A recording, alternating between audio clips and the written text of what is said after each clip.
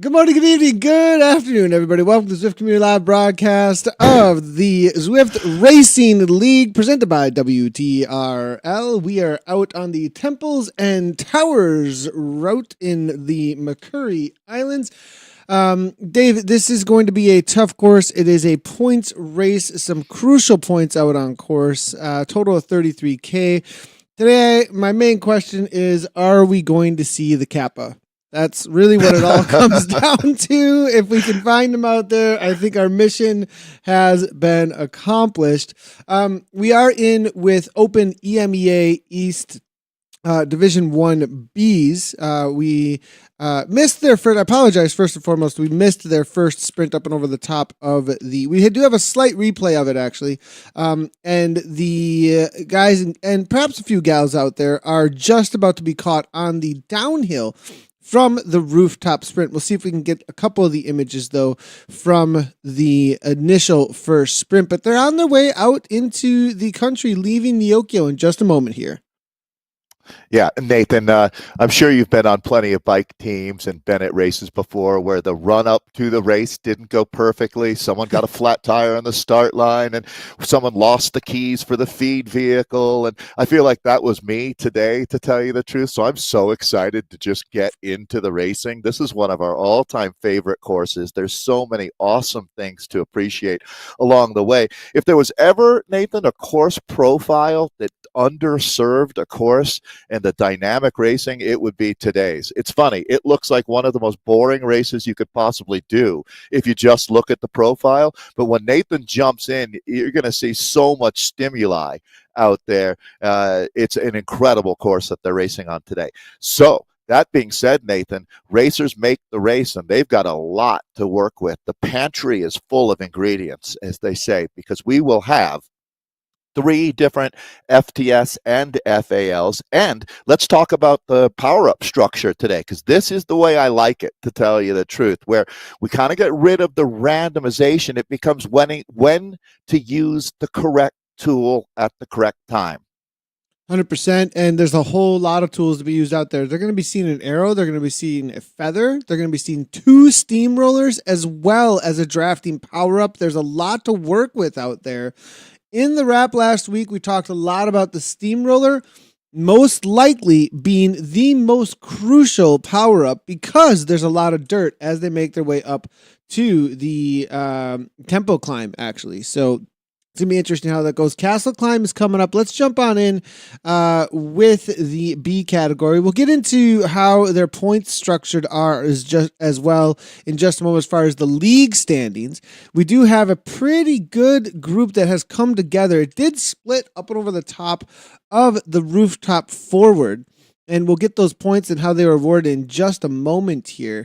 But they are going to be making their way out onto the flats of the countryside here in McCurry in just a moment. And Dave, there's a lot of opportunity here for these riders from there to start thinking about what are they going to be doing as far, well, a lot of them have probably already decided bike swap or no bike swap. A lot of people, I think we've seen it successful. We're probably going to see a lot of bike swaps, but only from those riders that are going for FTS, perhaps. You know, that I think for fastest through segment, I have a feeling we are going to see quite a few riders take the risk, and that's going to make things extremely interesting, I think, today, especially with 50-plus riders here coming together. There's going to be actually packs of riders that might make bike swaps and drafting and working off each other as they make their way up and over the top of that climb. Yeah, well, you would think, Nathan, it's not just the numbers, but the quality of the riders that do. If you get the right group that all do the same thing using the same mindset, that really could make a huge difference out there. It's really going to be interesting to see. This is going to be a Foudre rider attacking off the front as we take a look at Kevin here, the Belgian on the generally French team. They're international at this point, talking about Foudre. So going to push the pace as we head over to the Castle Climb. Yeah, and this is a nice little attack, 4.5 watts per kilogram. So he's giving it full gas right now. Do hit a little bit of a dirt section on that Tron bike, as you can see. They're going to be taking the long way around, actually, through the forward country sprint, I believe country sprint area in just a moment. So these riders will be climbing for quite a while in just a moment, though, as they have the Castle Climb as well as the Temple Forward KOM to be taken on very soon. Point to point today. 33 total K on such a unique course. As Nathan's talking about, a lot of dirt, gravel, mixed surface on this route as we roll up on 12K here. The FTS, well, actually, Nathan, I wanted to circle back really quickly and talk about the steamroller, as it's one of the event-only power-ups that we have, and one of the things that I like about it is the impact that it has. To tell you the truth, when it was first introduced, I think people were surprised at how devastating it could be and used in the right place. Yeah, 100%. I think the first go with the steamroller, we saw it in. Was it turned up a little too hot at that point? Did they? They're always I don't know adjusting. if they've really done anything to the steamroller. It may have a little bit of an adjustment, but I don't know if anything official came down from my recollection. But the first time we saw it, yeah, the anvil did have a change for sure. But this power up, we saw it in the Beach Island loop or something along the same lines of that Beach Island loop early on in one of the ZRLs. And the impact that it had on that race was felt through the entirety of the community for sure. We saw a lot of comments about it being perhaps overpowered, but it's going to be interesting because here's the thing. In that race, I'm not sure everyone was able to get the steamroller. And so because of the randomness with the steamroller involved, it felt like it was too much. So because everybody has the opportunity to get it, changes everything up. Now, you either save it or you don't, but you had the opportunity. Yeah, it's really worth touching on that. A few years ago, power-ups would be randomly distributed. So you might have a 33.3% chance of getting any one of the three, which really, if there was a power-up that was highly effective and the other two were somewhat muted, it became a bit of a roulette wheel that you were rolling out there, or a crapshoot, as they say. And now we could look at it where everybody gets the same power-ups at the same time. It's just when you use it, when you deploy, becomes the Zwift craft element of esports that we love so much. Nathan, this is getting serious. Now, I realize we've got a long way to go and a lot of racing to do, but Kevin at this point has opened up a 10-second gap. So it's long enough now that I don't think anybody's going to be bridging up to him. The entire peloton certainly may catch him, but at this point, he's out on his own here. Yeah, interesting enough, his teammate is on the front. Pulling. Is this a false tempo, maybe? Maybe, but it's a little much in my opinion. Like not false enough. Yeah. Yeah. So now Guerra gets a there. little bit. Yeah, it backs off a little bit there, but that was interesting to see a little bit of a tempo on the front there. That did bring a couple of seconds back. I mean, I get the idea. I definitely get the idea. I think you're right. You better watch that right-hand side, though, for whether or not you're matching the watts per kilogram. Otherwise, if I'm Kevin, I'm yelling in Discord, what are you doing? Get off the front. I mean, they got some other tactic going on that I don't know. I don't understand. So every now and then, right, a very sophisticated tactic that requires a lot of moxie is for a team to go to the front and set a pace that they're pretending like they're setting the appropriate pace where they're actually just a little light, putting a thumb on the scale, if you will. So out here, I don't think that was the case. I think that just sometimes your momentum brings you up to the front. You find yourself in the wrong place because he's certainly not leading the chase now. And Nathan, it's Luis, the rider that we're talking about, or they are certainly not leading the chase now. And I don't think that was ever the intent, to be honest. But back up here with our leader getting close to the midpoint of this race. This is the 5th of 6 in this season of ZRL that I'd say has been a resounding success, Nathan. The racing has been fantastic. We've got one team time trial left to go. That's going to wrap up the season. But this is going to be a race. If you're a fan of the ZRL, this is the sweet spot. Again, we've already gone through our first FAL FTS. That's the fastest through segment and first across the line. This is really most of the points that are garnered out here will be happening on course today rather than waiting for you at the finish line, as we've had in a couple of our scratch races. Nathan, Does it get better than this, to tell you the truth? 4 teams within 1 point of each other here as we take a look at the standings after 4 races of 6. That's incredible. This is actually pretty amazing. I mean, how That close is. this I don't think is. I've ever seen this.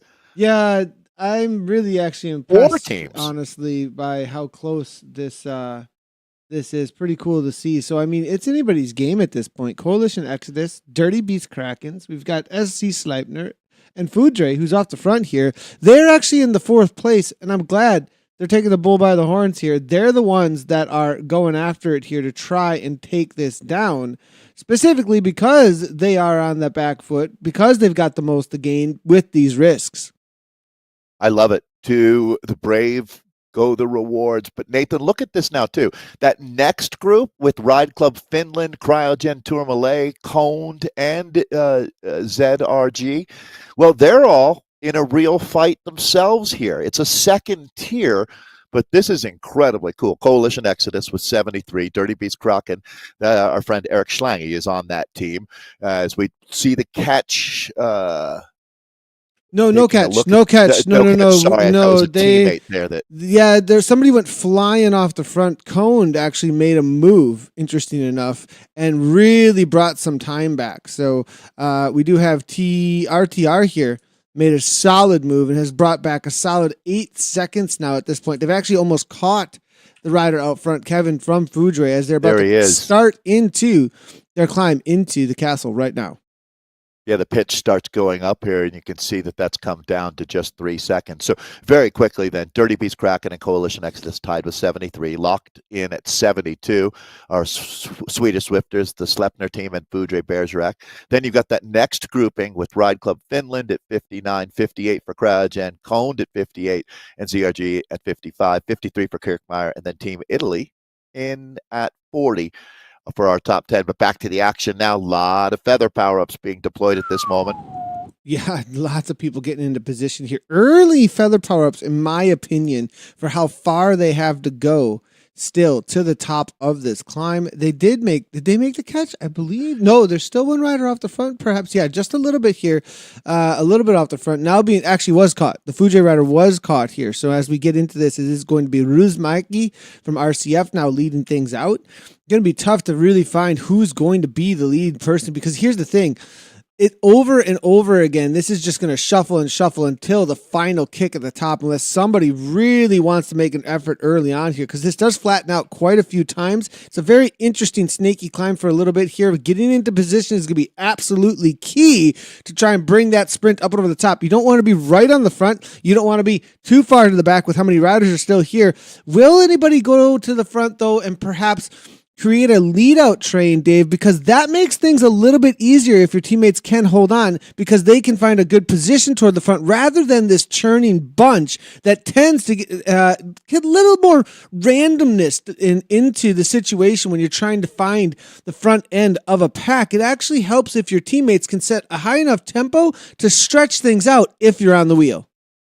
And here we go. Speaking of that, we've got some action going on the front right now as they start to hot things up. Nathan, that was very well said, though. Teammates can make a huge difference for you here. This is a great course to really honor that. So it's still one group together. It's going to be really, really hard to shake this group.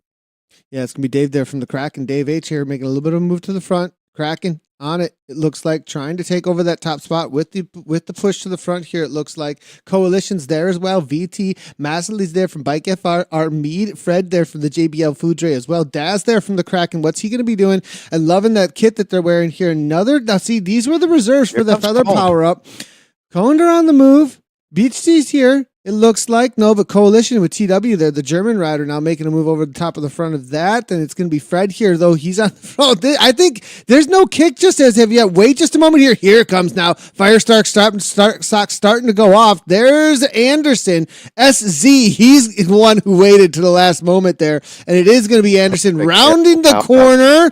And Kraken with Dave H, but I don't think he's going to be coming through. It's going to be Anderson perfectly timed there. Daz had 11 watts per kilogram right on the wheel. It is going to be Dave H as well there from the Kraken. Coalition, I think, taking fourth with Eldenor there from SZ. That's a lot of points for everyone but Coalition at the front end of that sprint, Dave. I saw Coalition only with TW. So is this a day that Coalition's going to start moving down? I mean, obviously the racing. Oh, why?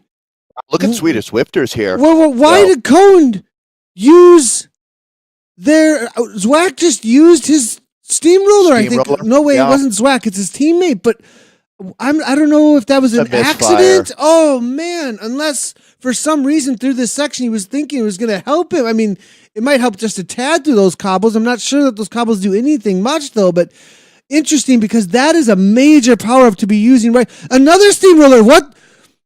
Oh man! I don't know if these guys know what's going on. Yeah, I wonder because it makes absolutely no difference. You can't turn tarmac into anything smoother than tarmac, can you? So, yeah, interesting. I was looking at the Swedes, Nathan, while all of that chaos is going on. Magnus Anderson and company looking really strong, although it does look like a group of about 7 riders are going to fight back into the peloton as they back off just a little bit here on the front right now. So a slight reprieve after absolute chaos out there. Yeah, that was absolutely intense. Love the way that this crew is riding, but now I think they're going to back off, Dave. Here's the thing. If you wanted to make things very difficult, this is the time to go. Especially if you wanted to try and get the first across the line, perhaps right now that you could get enough distance to get away with the new pack dynamics. And only because of the new pack dynamics, the downhill section, you could work a little bit through it. You'd have to put out a solid higher watt per kilogram than everybody else, but you could, if you had something left, you could actually plan it to come over the top of that sprint. Perhaps if you didn't actually sprint for it, come over the top of everybody here, have a massive amount of speed, gain 10 to 15 seconds, and then go flying into, or even get your bike swap early enough and go into that dirt section. It's about to coming in for the temple in just a moment here. But it's a big risk, and I think a lot of riders are mainly be thinking about reserving as much as they can, because that is one of the hardest climbs, in my opinion. The hardest climbs in the world of Zwift is this temple climb. And that says something. And you got to watch out for that descent off of Temple Climb as well. So this is where it's going to really hot up out here now. They've gone through 2 of the sectors where they've got the FTS and FAL points. This is going to be the third and final before we go into the sprint to the line to wrap this one up after 33K out here. It's one big loop that they're on. As we go back to the front, this is the rider, the Belgian Kevin, who at the back actually. This is this is actually off the back. Price for going back to this is the man, as I was saying though, was off the front. Now, Nathan, you're right, fighting to get back into the group. So for every action, there's an equal and opposite reaction. Yeah, just looking here. We do have 29 minutes, everybody, to the start of the North Division 1. The women are kicking off in about 9 minutes from now. So that is why you do see that joint event there in the lower left-hand corner. So be on the watch out if you're showing up for Open EMEA East North Division 1Bs. They will be up on screen in just a little bit here. But we are definitely going to be sticking in with what we've got going on right now in front of us. Usually I'm able to get rid of that join event button. Interesting enough, the no join event button is just gonna hang out here for us. So we get that nice little addition there so everybody gets to know we're definitely covering them today. We are heading into the main climb here out on the day, in my opinion, the main climb, and I'm not seeing any bike swaps actually. So far, lots of steamrollers though. Which is now's a great time to be using it. That was Eric Schlange that we were just in there with. This must look a lot like where he actually lives through this part of the course there in Northern California. It's Toltoff now with the Bikes FR team. It's got the accelerator down on the floorboard. Here we go. Welcome to Payne Forest. As this is going to be brutal now, as our bees are really throwing down out here. Again, Frenchman Toltoff of the Bike France team. On the move, it looks like Foudre with Guiton is chasing. Masalis also there. Look at all these French flags up on the front of the race right now as they're dominating here in the B category as a nation. But it is 3 different teams that are represented. And here comes Doomer of the Welsh rider on Simru. Yeah, and as we do see Totov here off the front from Bikes FR, nice little attack. What are they using for a kit here? As we are able to zoom in and see, it is going to be Bikes France. I'm not familiar with this kit. This is newer to me, actually. either. Cool to see. And orange, and what's on the front of this as well? It's got a ride on there. That's pretty cool here. An homage to Zwift. He's got a lot of ride-ons tucked into that pocket there. This is good. There's going to be Kirsten coming through now. And yeah, that group, Nathan, they're feeling it here. Pressing pretty hard. Everybody's sitting well over 4 watts per kilo. Just about everybody over 4 watts per kilo, which is not the sweet spot, but that's where you know that these guys are all in at this point. So it's a big day out here. 314 meters of climbing. That's a significant amount. It's not insane, but as Nathan said, this next climb, or where we are now, this is some tough stuff. Yeah, Coalition now on the move. Kirsten, 2 off the front, it looks like here. So it is going to be Bikes FR and Coalition. Coalition also with VT on the chase to try and maybe, well, perhaps just setting a good tempo and waiting for some sprint points here toward the top of this temple in just a moment. So looks like a pack of about 12 riders on the chase. But 7 seconds up, I'm not sure that they're coming back. I think those front runners most likely have this one in the bag. We'll see if they can hold on all the way to the line as they make their way through. So once you get past, you hit a plane up on top of the climb here, around 22K in, where at that point it's basically downhill or flat all the way to the finish line. Quick little look here. We do have the points as it is going to be Tormala there at the top there for Coalition, actually taking a whole lot of points. Brunner 42, Anderson 34, Borg there for SZ. So SZ with plenty of points here on the board so far. I'm not seeing too many from Kraken in the top spots right now, Dave. Yeah, and if you remember, we were showing the table after 4 of the 6 races that make up the season 1 in 23-24. And right now, Swedish Swifters have to be really happy with the way things are going. And it's only right now, you're almost compounding with interest because they've got the numbers up in this group as well. Foudre also looking strong. There's a steamroller being deployed. We've talked about how that's the power-up du jour out here today on Temples and Towers. Now, another little attack up over the top. Looks like that is going to be Dave from the Dirty Kraken. Totov is dropping, it looks like, everybody else off over the top of this as the Bike FR rider. Here. Yeah, and it looks like he's actually going to be able to... Now, this is not actually the last kick to the line. We've got a little ways to go still. One of the most crucial sections is going to be the little downhill into an uphill punch. You do see there is a descent here, 6%. Then they're going to round a corner. This and a lot of times this climb can be really deceiving because you think, oh yeah, we're just about there. And I think we're, that couple of bridges there, you got to know that's actually more like the halfway or a little over halfway point because now you get into this 8% kick. It's going to round its way around here through the woods a couple more times, through these kicks, through these bridges. Then there's going to be a nice punch in the face with a downhill in just a moment. I call it a punch in the face because it's usually the go time.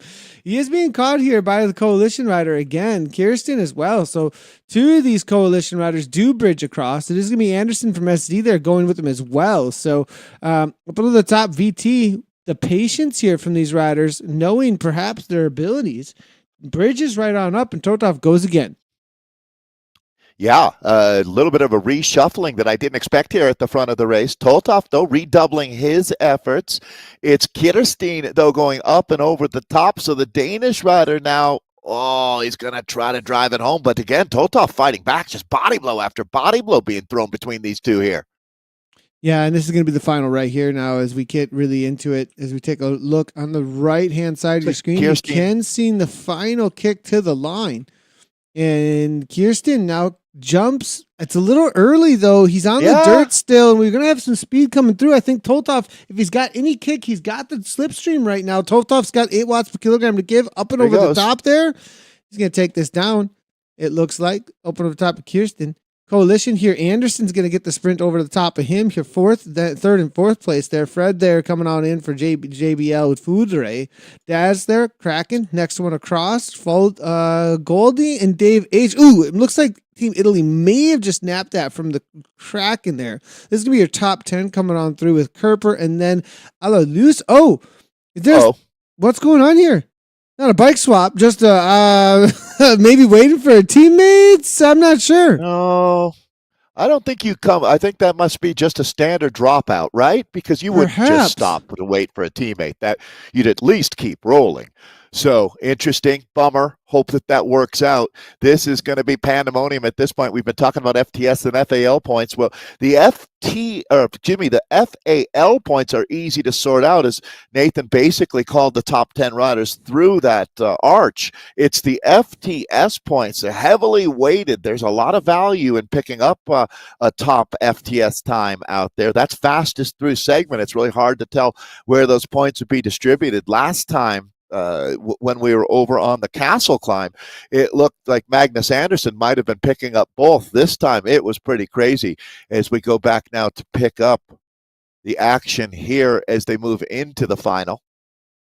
Get a quick look here and see what the updates on the points there. Tomala there at 59, Anderson, Brunner.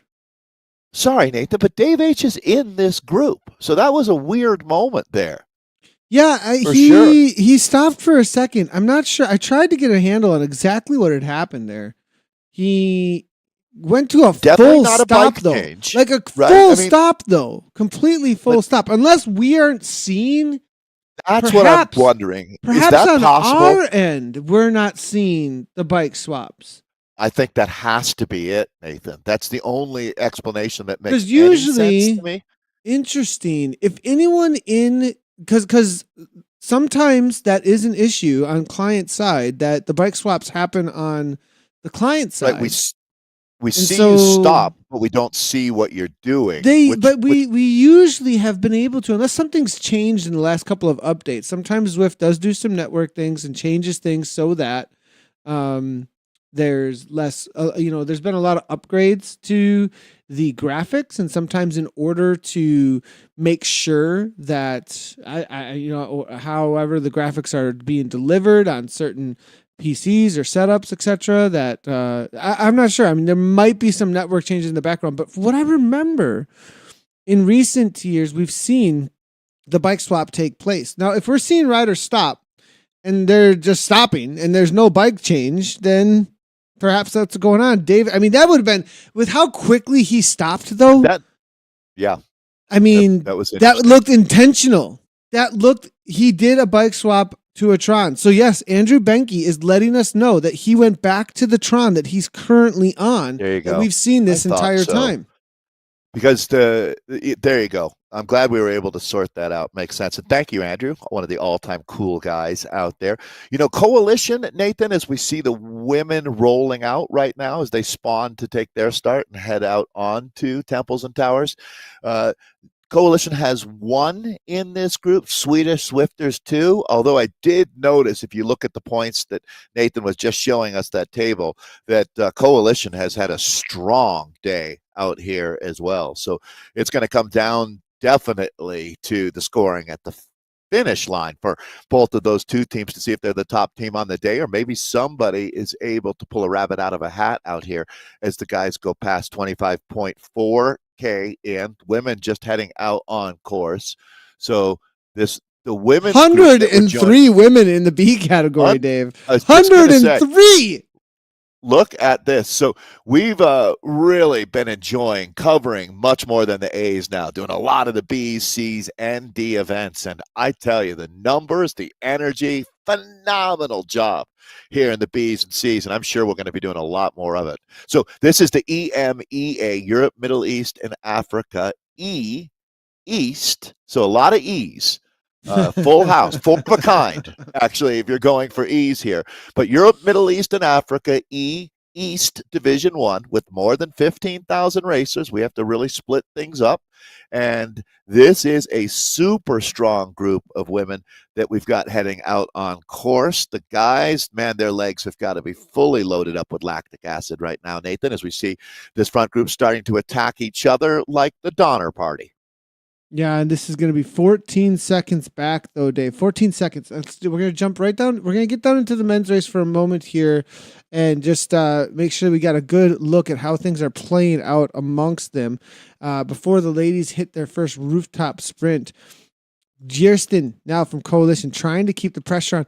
My question is, with this group, with it being a points race to the line, do they want it to stay? Like, are they motivated to keep this away? I think they are. Looking back, there's not a lot of coalition back there. There's enough representation here that you don't want necessarily a whole bunch more riders to get involved. I could see SZ, Dirt, and Foudre maybe wanting a couple to come across, perhaps.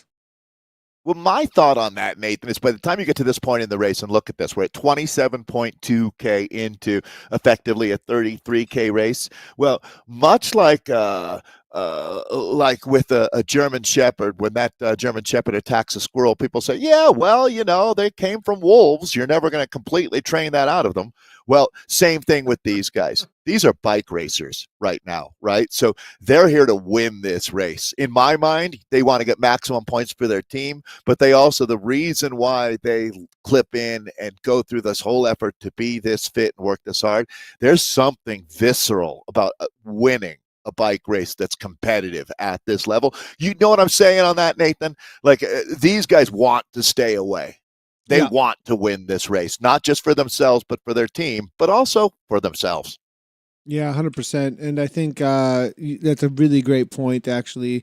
If I were in this, I would 100% be trying to work. I also wouldn't want anybody coming back. Like, that's just going to make things way more difficult to try and win this sprint here. Now, the thing is it's down to, these guys are working hard, Dave, like really hard making this chase. Let me put you under the microscope here then as a racer, not an announcer. But if you're in this front group and I'm your director and I say, Nathan, sit on. You've got two teammates in the next group and they're going to join your group. So sit on, don't pull. Oh, I'd 100% do that. No, I'd be fine with that. I'd be totally fine with that. Otherwise, or I would say the DS, I'm stronger than everybody here. I'm going to break them. Like those would be my two. Those would be my two things. I'll attack and go solo, and then yeah. I don't want to deal with those people back there. So if I have to do that, then can I just like make this group hurt like really really bad? So then but otherwise I would definitely sit in as someone who does have a good kick. I have a pretty good sprint. That's probably the only reason why I would say, yeah, okay, fine. Like, because otherwise I'd be like, what? I don't want to sprint against more people. Like, are you crazy? Yeah. Anyways. I'm looking at this front group, and in my mind, it's Lau Kjersten, the Danish rider, who on paper is actually, I'll take that back. Jesper Johansson makes 11.8 watts per kilo for 15 seconds. That's respectable, and his raw watts are the highest they're actually really basically tied with Towle, one of the two coalition riders. So it's going to be interesting, no doubt about it. For our men's final, they've got about a little under 3K to go. These guys are going to make it back, Nathan. Yeah, it looks like it's going to happen here up and over the top. And it's Coned, I think, that's doing the main work here. They've got plenty of representation. We've got Zwift, we've got Beachty. There was one other rider I saw behind there as well. So Coned with the numbers, I think, are the ones that are trying to get involved because I don't think Coned have anybody up front, actually. So making a good move here, and there's a lot of points at the finish line, so I have a feeling that may have something to do with it as well. Coned with the amount of points at the finish line, they've got a lot to gain here because they've only got Brunner, it looks like, in the running for points in the top 10 at this moment. Not sure that we've had an update just as of yet. There is a lot of racing that goes on this Tuesday, so sometimes we get it takes a couple of moments for the points to update and come on through, but I have a feeling that Cohen didn't find a whole lot so far through this race, and they're really going to have to do something to bring back that points differentiation, because right now, looking at this top 7 is where they're sitting. They're up against Cryogen Tourmalet, though, and Tourmalet, I'm not seeing Cryogen very involved up here, so they've at least done a good job against their main competition. With where they're sitting right now, Dave, at 58 points, tied with Cryogen, they're going to be happy about that. But the reality is, I'm not sure they're making too big of a jump up into that top 4. Yeah, well, and that's a quantum leap, isn't it? Going from the second group to that first group, with that first group being Dirty Beast, Kraken, and Coalition, SZ, and Foudre. And taking a look now here, to next week will be a team time trial, and that is the final race of this season.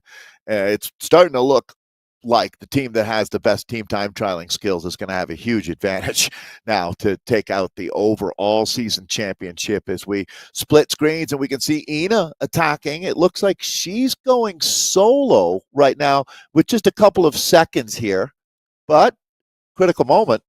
Yeah, good little chase, though, trying to bring her back, and it looks like that is going to happen. Foudre here with Lagras as well, coming out of France, making the move to bring this right back. So in the women's situation, CMC Lionesses, they have been a force to be reckoned with for sure amongst this women's B category. We've talked about them plenty. They were the leaders. We'll see if they still are in just a moment with the league points. But as they get into this rooftops, they're on the attack. Watt Fabric, though, comes over the top. It's going to be Team NL with Miriam. Lagras here continuing to lead things out, and she's kind of splitting things, Dave. This is getting difficult for the ladies at the back of this. Now a punch over the top. What is that? Who is that? Very Katha impressive. here. The Dragons come over the top. Fire breathing, that's for sure. This is a nice move on the Tron bike. And look at those glasses. This is really well played here. But Hunger's going to come right on back. As the name says, coming back to bite.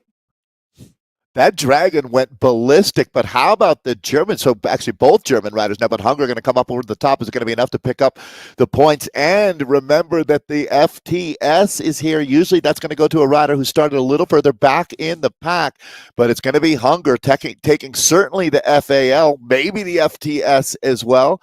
Or did I speak too soon? It's not over till it's over out here. Orange numbers coming from Lagras from Foudre. It is around the corner. You can see the Zwift Racing banner there just around the corner here. She's got 2 seconds, 3 seconds. I think this is said and done just as enough, far as the German rider goes. But Lagras here trying to come over the top. Oh, and now she did everything. 199, Dave. Completely just goes to a standstill on the bike for a moment. Miriam from Team NL is going to take third. Lagras was in second there. Neeson from Coalition fourth. Cameron there from the Bristol team is in fifth. Neeson Coalition here coming over the top. Now, this is mayhem, Dave. Are they going to sit up a little bit? It's going to be a big question. Back in with the men because there are some attacks taking place here into the final. And this is the section they've really got to watch out for, Dave, because it's onto the dirt. This is the last attempt that you can really make to make an attack. And Dave H. from the Kraken has made a move. Yeah, well, good on him. That takes a lot of courage at this point to hit out, and he's done it with authority. Look at all the Tron bikes that we've got out here today. This is going to be the Kraken rider as they're trying to make their statement. It's going to be Brunner here, the Coned rider. This will be big for them in their quest to find a top 5 spot as they now are looking into the last K of racing. Can Dave H. hold on? The Welshman, he's still making huge numbers here late in the race. All these guys are going to be running on fumes. Amazing. He's able to throw more coal on the fire. He's doing exactly that. Now the chase will start to elevate here, but it looks like Dave H. may have done enough to take top points at the finish line for his Kraken team. I think he's done it, Dave. It's only 4 seconds at this point. There's still a solid half a K or so to go, but it's coming right down to it here. If they open up right, if they really start ramping up right about now, he's got a little bit of a bump he's going to look at here. I think there's a little 1% here in just a second, and then like it does undulate just a tad. There goes Coalition, though, trying to make the chase. It'll come down. Yeah, watch how close this is at the finish, as Nathan well knows once they light this rocket, you can't turn it off, and here they come. So Dave H. going to try to hold on. This will be a beautiful win if he can make this happen. I think he's done it. I think he has done it. It's going to be right around the corner here. We had a little, and as he rounds the corner, there is the blue banner that he's going to roll through. I'm not sure we're going to be able to see it actually. Ooh, 11 watts per kilogram. Is it going to open up? Nope, it opened up in the real world there, and it was going to be elusive there for second across the line. So Dave H. just barely hanging on, everybody. So nicely done there from the rider from the Kraken. So, close one, though, right to the line, Dave. Yeah, and so we'll remember now with so much racing going on today, I'm going to want to go back and see how this sorted out as we had four teams all within 1 point of each other after the first four races, and it's still going to be incredibly close. We could even have a scenario possibly with three teams tied on points coming into the final race. So all right, we will turn the page as we do have the women out on course. That's going to be our EMEAE East Division One, and I believe we've got the bees going out here as it's Killer Bee Day on Zwift Community Live. Whew, they made their way up and over the top of the climb there. The men for the next category that we are covering are going to be making their way out in just a moment. Another power-ups has been gained here just a moment ago as they came through that banner. Not a point that anybody was sprinting for, though, and that railway. The railway sprint is not a point that anybody's looking for any kind of points out there. So 7:47 to go to the start here. That is going to be for the North, EMEA East North in just a moment here for Division B. We got the likes in that category with ABUS Synergy is going to be out there. BZR Cycling Club Coalition will be represented, DBR, as well as the Dirt Team also represented there. Dragons presented by Soundweb. They're going to be out there as well amongst those men. So that's this is actually a pretty stacked field. DZR, CKD. We've got the Evolution is out there. KST Level Esports is going to be represented. MTB Training, Talent Fray, TSK, Two Guys. I think there's well over 110 riders or so, Dave, in this B category for the men in just a moment. The women finish out their sprint. We'll get their points up in just a second. Those Lionesses, Dave, they've got quite the representation here. I'm seeing a lot of those red kits making their way through as Cape Multisport. They're here. Yeah, a monster squad, no question. I see that Laurel Dolman is definitely one of their danger women out here. I love seeing this team coming on strong, no question. So that is CMC, Nathan, Cape Multisport Collective. It's a good question. We'll see if we can figure that one out. Sorry, I didn't mean to put you on the spot. I just realized this team kind of reminds me a little bit of Roca Corba, as there's a good African representation on the squad, for Cape sure. Multisport Zwift TTT Riders is the name that I have in there. Let's see here. Club. Just stands for club. Club. There we Cape go. Multisport Club. If they want to Western use collective, Province of South Africa, providing a home for runners, cyclists, and triathletes. Our club members have made their mark as provincial and national level in all disciplines. They regularly participated in the Zwift WTRL TTT event since 2020.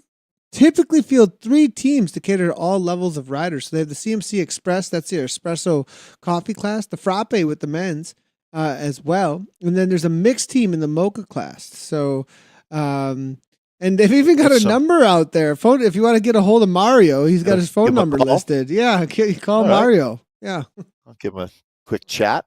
It brings back a lot of great memories hearing you talking about the Frappe class and the Latte class. That's all part of the WTRL World Tactical Racing League. That if you're new to Zwift racing, team time trialing has been really where this all started in a lot of ways. I mean, if somebody goes back and wants to really look at the history of esports racing, there's going to be an entire chapter that'll be dedicated to WTRL's role in that. And speaking of that, we will have our riders out team time trialing for the final of the 6 races that make up this season. This is number 5 out here joining us for a little over 33K of racing. One big loop out here. I guess that's also noteworthy, Nathan. If you're a ZRL fan, you've seen FTS segments. And if you're on a course that's a circuit where you go over the same sectors repeatedly, those FTSs will update. But today, they only go through them one time. So you lock down your points once you score at your FTS out here today. And speaking of that, these are the points that we've got in the league so far after 4 races. Even though you see 5, we haven't scored the points yet for the 5th race.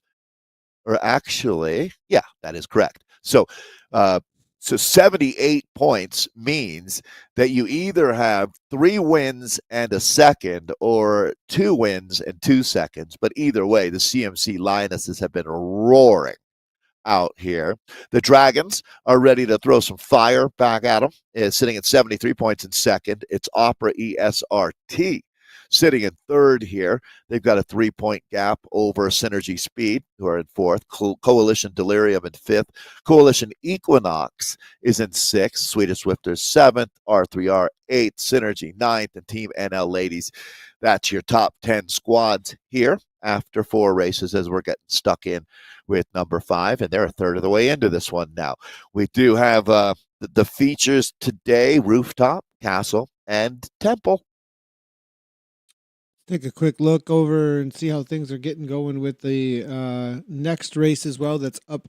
So we will be having some dual coverage over here.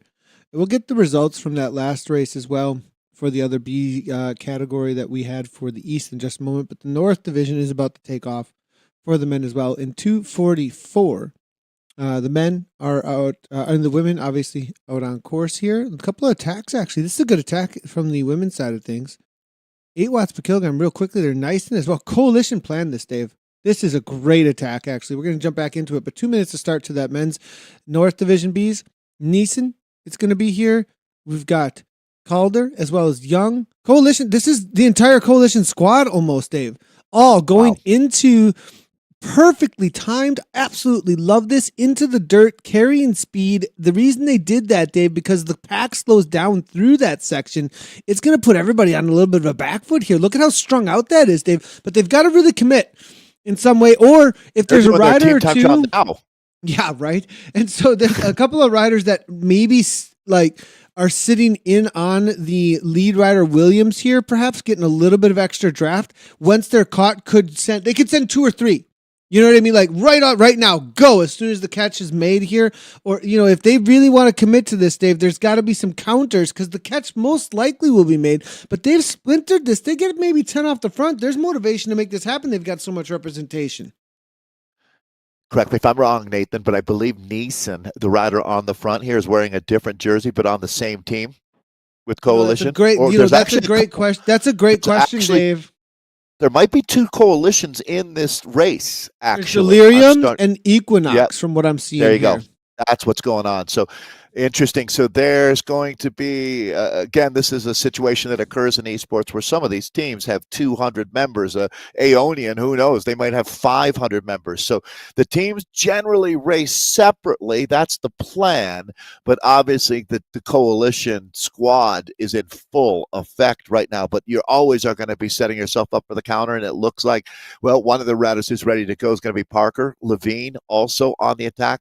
This is very, very active on the front. Now, a dynamic moment after you see a big effort from Coalition. Now the Empire looks to strike back.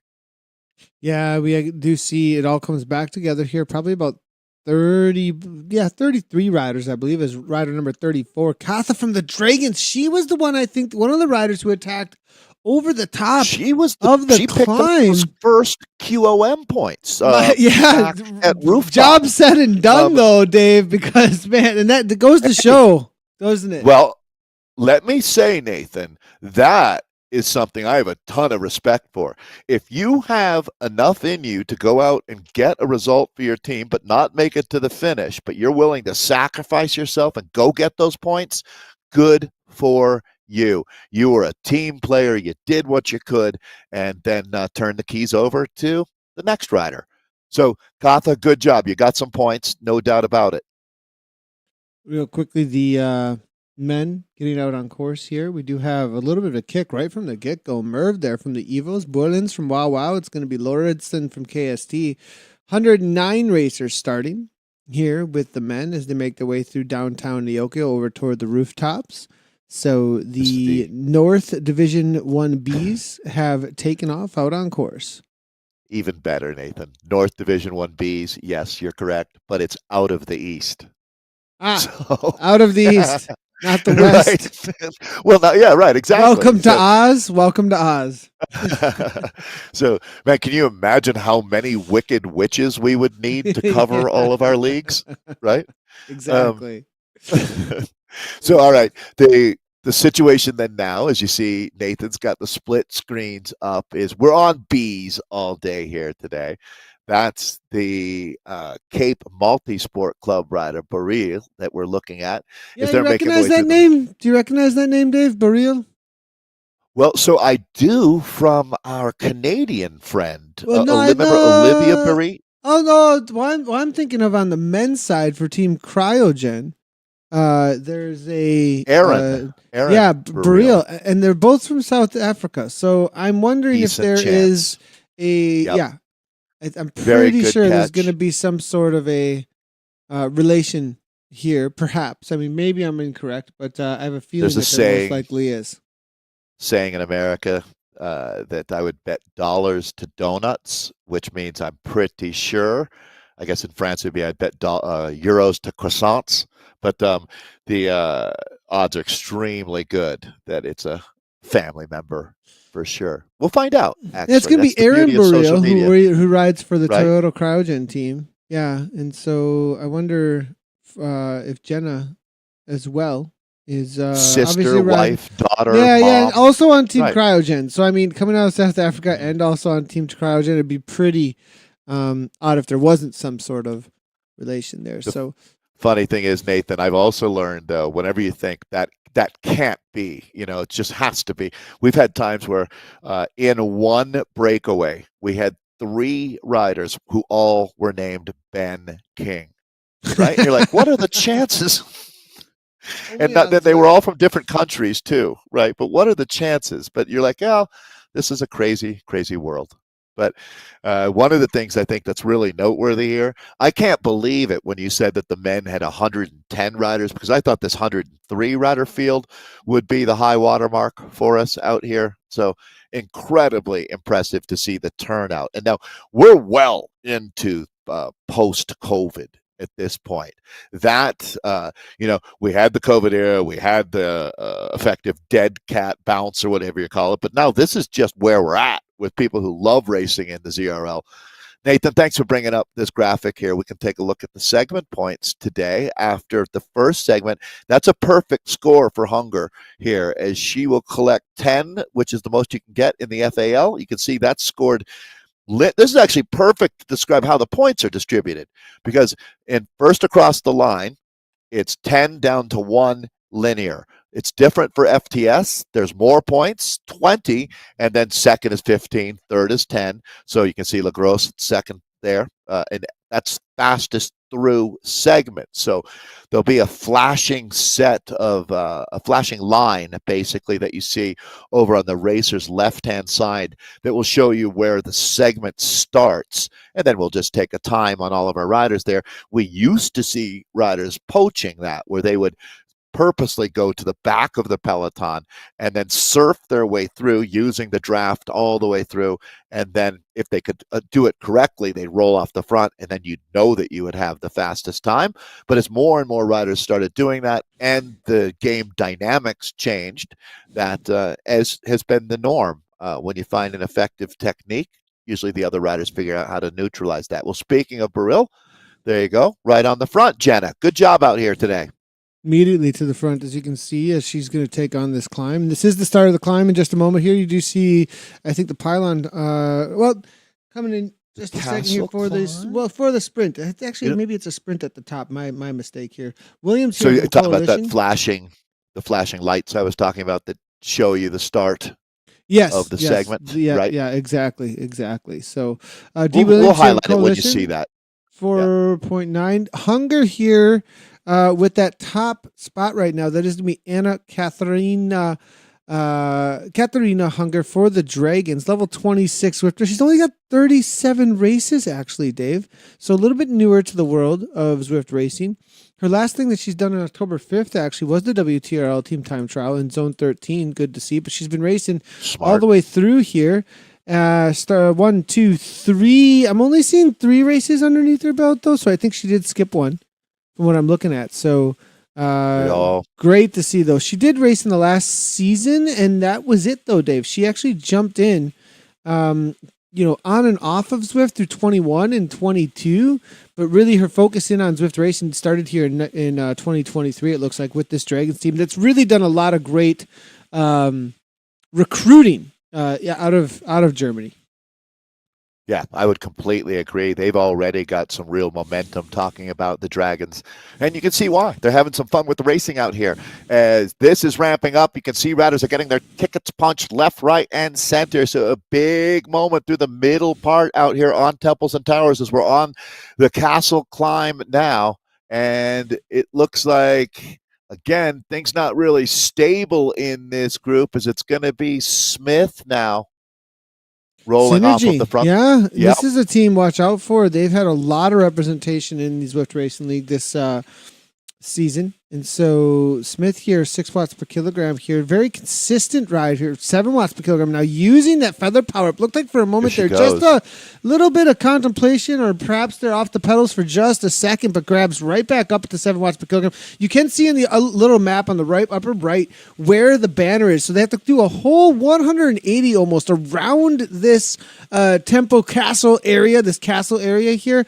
So they're going to be a left-hand turn, right-hand turn. You can actually see the banner. You're almost sprinting blind besides that little map there in the upper right hand corner here. So you got to really know what you're up to. Up and over the top, though, it is going to be the Dragons making a move with Hunger again. 200 beats per minute here, Dave. Yeah, you really only see the finishing arch for the final 50 meters or so, although you do catch a glimpse of it from when you're going completely the other direction. Hunger is back on the attack. Anna Katarina Hunger is a machine, and there it is. That's the arch that we're talking about. Nathan, I don't know. This might be good for both. Can she double dip twice in a row, so double dip and take FTS and FAL points, as she's on fire, as is Claire Lagros as well. The Foudre rider has been phenomenal out here, but matching Hunger has been quite the task, and we're going to see some separation now after that effort. Looking to match the Hunger. They got to get the bars and the gels going here to catch her. Boats here, CMC trying to get back on terms. Borrillo is another rider from CMC trying to do the same. There's Boat. She's going to be the last woman, perhaps, that's able to do so, because I have a feeling they're not slowing down at the front. They can see the split that's taking place here.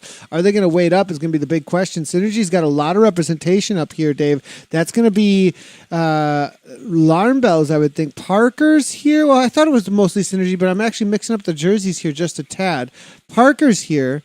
Bristol Storm with Cameron. Now, that may be also a Synergy rider, though, having the same kit on, just with the name change up there, I think, as Ellie Cameron is here. Race R3R. We've got another Synergy rider making her way up. That's going to be Smith. So there's a lot of representation here, Dave. Synergy may press the pace a little bit. Silk here from the Dragons right on the back. Madley gets back on terms here from ESRT, taking the left-hand turn on over toward the Temple climb in just a moment. It's going to be really interesting to see how the points were distributed back there at Castle. To tell you the truth, I mean, there's no question that Lagros and Hunger are the top riders out here today, but what happens after them? Because those are going to be the critical points that decide things out here. I believe this is Pamela Levine that we've got moving forward here for the Sisu team, one of our all-time favorite squads. Yep. Representing here, it is going to be Pamela Levine. She's got a Race Like a Girl kit on, so I'm wondering if is there a Sisu representation in this race? I'm going to double check here. Or is it I Race Like a Girl, perhaps? We'll have to double check on that, but I have a feeling either way, it's good to see Pamela Levine out here. I know she does race for multiple teams. It is I Race Like a Girl. Right. Gotcha. Sorry there. You got it. Thank you. So I Race Like a Girl with representation with Pamela. She's also got a couple of riders here making their way back into the pack. I'm seeing at least one, maybe two just off the back for I Race Like a Girl. So we'll see if we can get eyes on what's happening there. 4 seconds back, I believe. That's Team NL, excuse me. Miriam here trying to grab that. And she's got that. Look at this. This is a Zwift Racing League champion with that helmet on. So trying to get back on terms with the back of this pack. But that's a huge effort to be making right before you hit the main climb. Yeah, boy, if there's ever an ominous kit, though, that's legit right there for Miriam. Speaking of Pamela Levine, she's a Cat 2 road cyclist in Northern California. They don't play around there, and a 4-time California time trial champion sitting up in our front group. So those are some real palmares. Her race resume is strong. The men coming up over the top of their climb in just a few moments ago. We'll see if we can get some looks at how that played out. Great to see that they're about to make their way into the bottom, out into the countryside of McCurry. Let's see if we can find our images, though, for the replay there of how that sprint played out. We might be get a replay there of the top 50 or so, perhaps. We'll see how it played out in a second. Where's Kappa? That's a good question. Yep. We haven't really gotten our Yep. eyes on Kappa No too much now, sightings. have we? This is typically where we start to see, I'm not he or she. Kappa is at the top of the climb. So if we do that's right. spot him, we will spot That's right. Keep he our or eyes she open. at the top of the climb. So we'll keep our eyes open for that for sure. See how the things are, how Somehow- Kappa's doing. Somehow I feel like the Kappa is a he, just with the style, the clothing that Kappa wears. Here come the steamrollers, Dave. Are we seeing any bike swaps? Going to be the question. Did you see anybody take a stop? I'm not sure I did. No. Maybe Smith. Let's talk I think about Smith. that. Smith did. Smith did. There you go. Yeah. Now He's here's the gonna thing. zig where they zag. The only way that we can know if she did really is because we don't actually see the bike change on our side. It's a client side thing. So when I say it's client side, that Wait, means on their stopped. end. But she stopped, and now she's sprinting to catch back up. So And actually, that rider, that Miriam, was the rider that we were with a few minutes ago that was trying to chase back into the group. So she left the group, had Miriam pass her when she stopped, and now has gone past Miriam. Nathan, is this more for the FTS? Is that why you'd make this bike change? Dave, this is so fast, and if she's a strong rider, she might catch the front, though. That's the thing.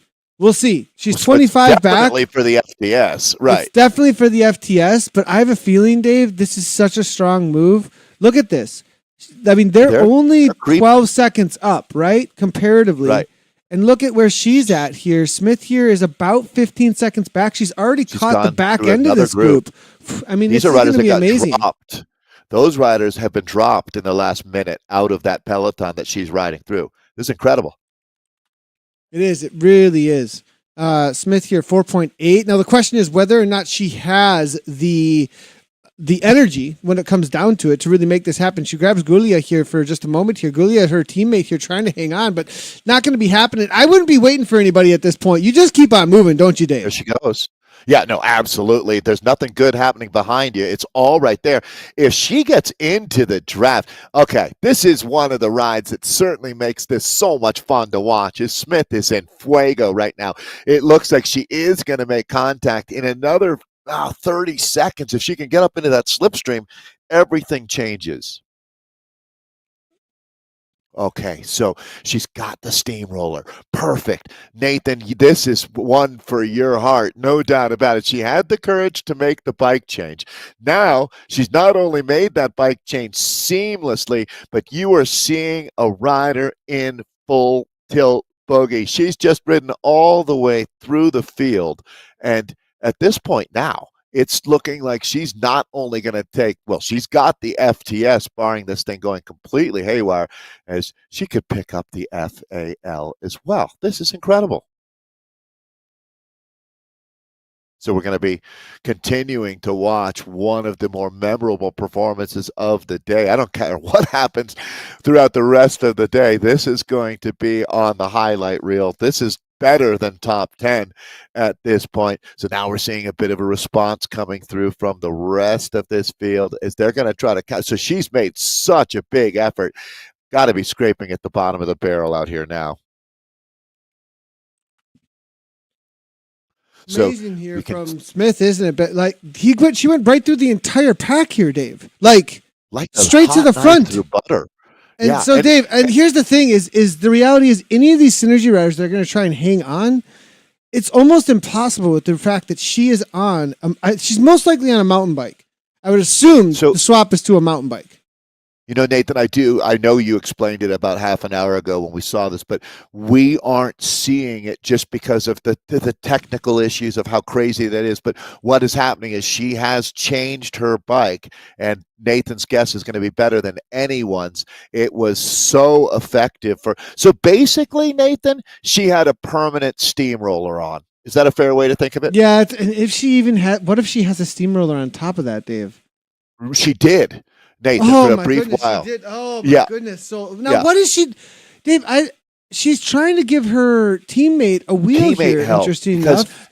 she knows that she's got the FTS points because she started so far behind, right? Good, yeah, good So call. Yeah, so and so is it worth? Now here's the thing: she's got to make she's another trying to let her swap teammate though. go.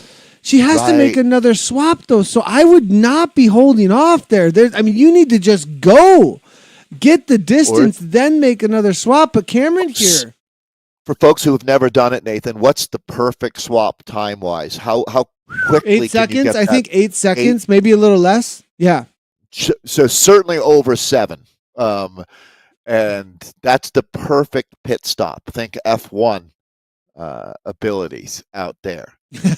I like the comparison. Absolutely love it. Now you can see here, not even float. Well, there it is, just off in the distance here. You can see on the mini map that they're coming up on the main point section for this temple climb here in just a second. This is the difficult part, though. Now, as we kick up 6%, 7%, this is the final little punch here, as you can see. 8% now, as we've got Ellie Cameron from the Bristol team. I think that may be Synergy. I'm going to have to double check with that, with who she exactly, because she's got the kit on like she's riding for Synergy here. So, as on that Scott, unless she also made a swap and we just missed it here, because she's walking away from Smith like she's, you know, but if she made a swap, that had to be the fastest swap in the history of all bike swaps. Yeah, I mean, I think Smith must have been feeling a lot of adrenaline there through that period where she was making the catch. I mean, it's exciting, isn't it? You're all in and you're seeing so much progress being made. But back to Cameron here, who's really putting on a clinic in how to ride a nice tempo, sitting right around averaging at 5 watts per kilo. You're not seeing, what's been great about her is she's really flatlined this effort. It's not spiking high and dropping. She's just been sitting right on it.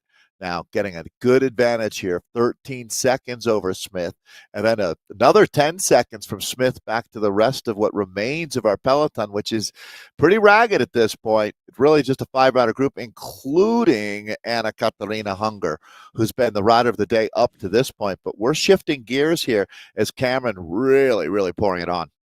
Cameron about to take it down here. It looks like over the top. There it is. We'll see if she's able to give the Kappa a high five as she comes through as well. Taking a look through here. Where is he? He's usually hanging out over on those rocks over there. Smith scared him off. It looked. There he is. We've got him in the distance. Sighting. Yep. There has been a Kappa sighting. Look at him. There he is. Jumping around. Jumping. Absolutely love it. Hunger coming over the top, jumping as well. Motivated by the Kappa. It has been. That's like an old friend. That is your top 5 over the top here. Levine takes 5th with EMEAW there in for 4th. It's going to be Legat there from race 3R. Going to be the next one. Boreal there for CMC.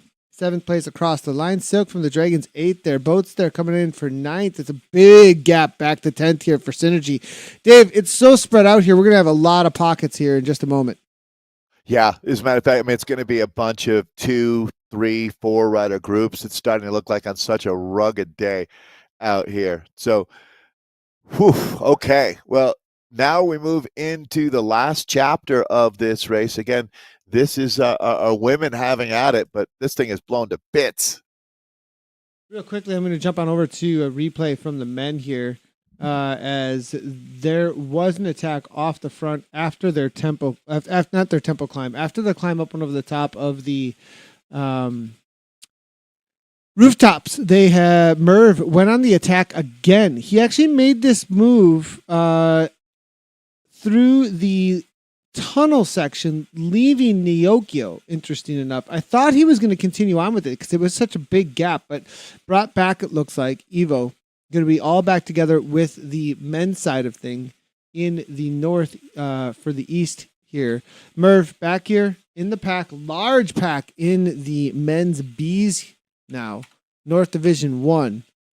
Look at this, Dave. This is like almost the entirety of this race has made this group still. 62 riders still involved here, and look at this, Dave. Look at this train. Feels like a pro Peloton, Dave. Like, this is insane, making its way through the country of McCurry right now. These guys have absolutely got to be loving being racing, getting stuck in with a group like this. I mean, this is the sweet spot for racing. When you find a real peloton that's evenly balanced, this is really when ZRL's in full effect. So these guys now making their way to the middle part of the course, a critical sector here. Rooftop is done. Castle's going to be a real throwdown.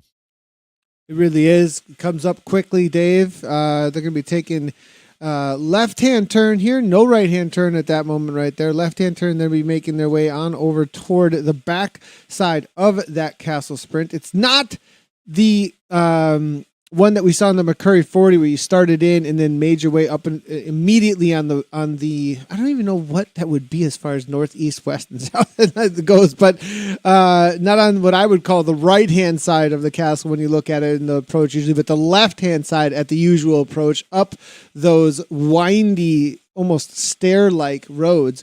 A lot of attacks now going off the front, it looks like. A little bit of an aero power up here to get back on terms, it seems. So things are definitely happening at the front of this with Bessems here from Wow Wow Wow. Wow Wow? Is that what we're going to say here? The Belgian rider now making a move. Like the name, Wow Wow. That's going to be very Belgium for sure. And making a move is right. Here we go. He's hightailing his way off the front of the group, although I'm not sure how committed he is. Yeah, there you go. Peloton going to shut that down quickly. Yeah, and look at the speed. I mean, immediately up and over the top. Dirt. Are they making a move now? 4.6 watts per kilogram. This is the B category. I mean, this is seriously organized. Now, is this just to make things difficult coming into the climb because there are so many riders? They're about to hit this climb, Dave. It's a right-hand turn, as you can see here, onto that bridge section, and this is almost like a lead-out train from dirt. 100% it is, Nathan. I think the sophistication's at an all-time high right now as Dirt's got the setup perfect. They're going to make this turn, and here we go. Critical sector being entered now.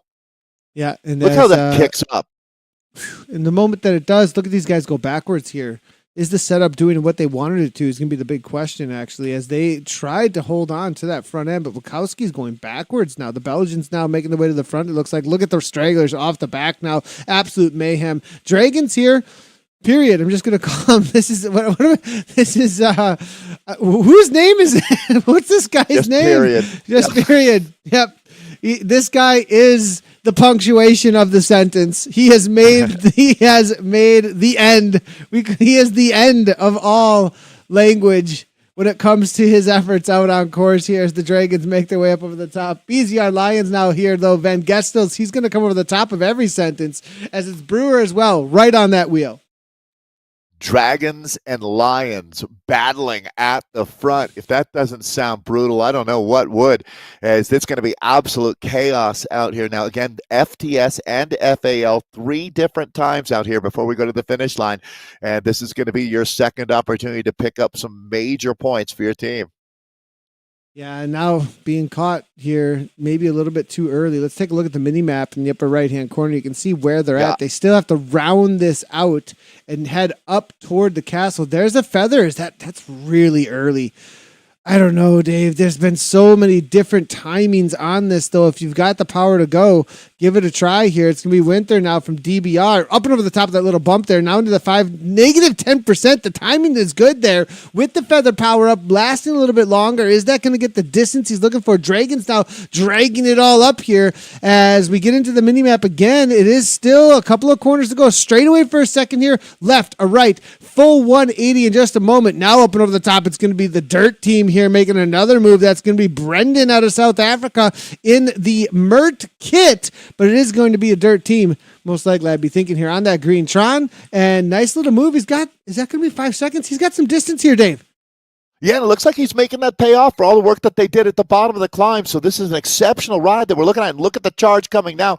You got to remember that FAL points are concrete. You can know that you were the first rider over the line, where the FTS, there's a lot of question marks as riders come across the line, wondering if they were able to pick it up or not. And here we go, the last dig. There's the arch. And we'll start looking at the riders who are going to be guaranteeing some points going into their team's account here. And it's going to be Dirt grabbing 10. Yeah, that's a whole lot of. And Dave, it's such a difficult climb. I have a feeling the rider we just saw coming on through, Pedersen from KST, with the speed that he held, I have a feeling he grabbed those FTS points, but we saw a whole lot of dirt over the top there for those FALs, and those are for sure solid points that have been grabbed. Yeah, and I would guess, Nathan, that when we look, Pedersen might be the top point scorer from the first two opportunities that they have. So now we turn the page, and it's Temple time. That'll come up pretty quickly out here. One of the more challenging sectors. We'll be talking again about bike changes. Yeah, it's absolute pandemonium from here on in. What a great way to lead us into what's going to be the final race of the season next week, a team time trial. This is the exact opposite of a team time trial. Utter pandemonium today on Temples and Towers. Women just about to make their way into the final couple of K here. And it was Cameron off the front for a while. She has been caught from the Synergy team. Her teammate is also in there, Smith. There's a couple of chasers behind them. Let's jump back in for their final K before the men make their way onto their temple climb. This is Nicola Smith. What a ride today from her, Nathan. The Synergy rider. Clara Lagrosse as well from Foudre has been up there, but now we're going to see who's got something left in the tank.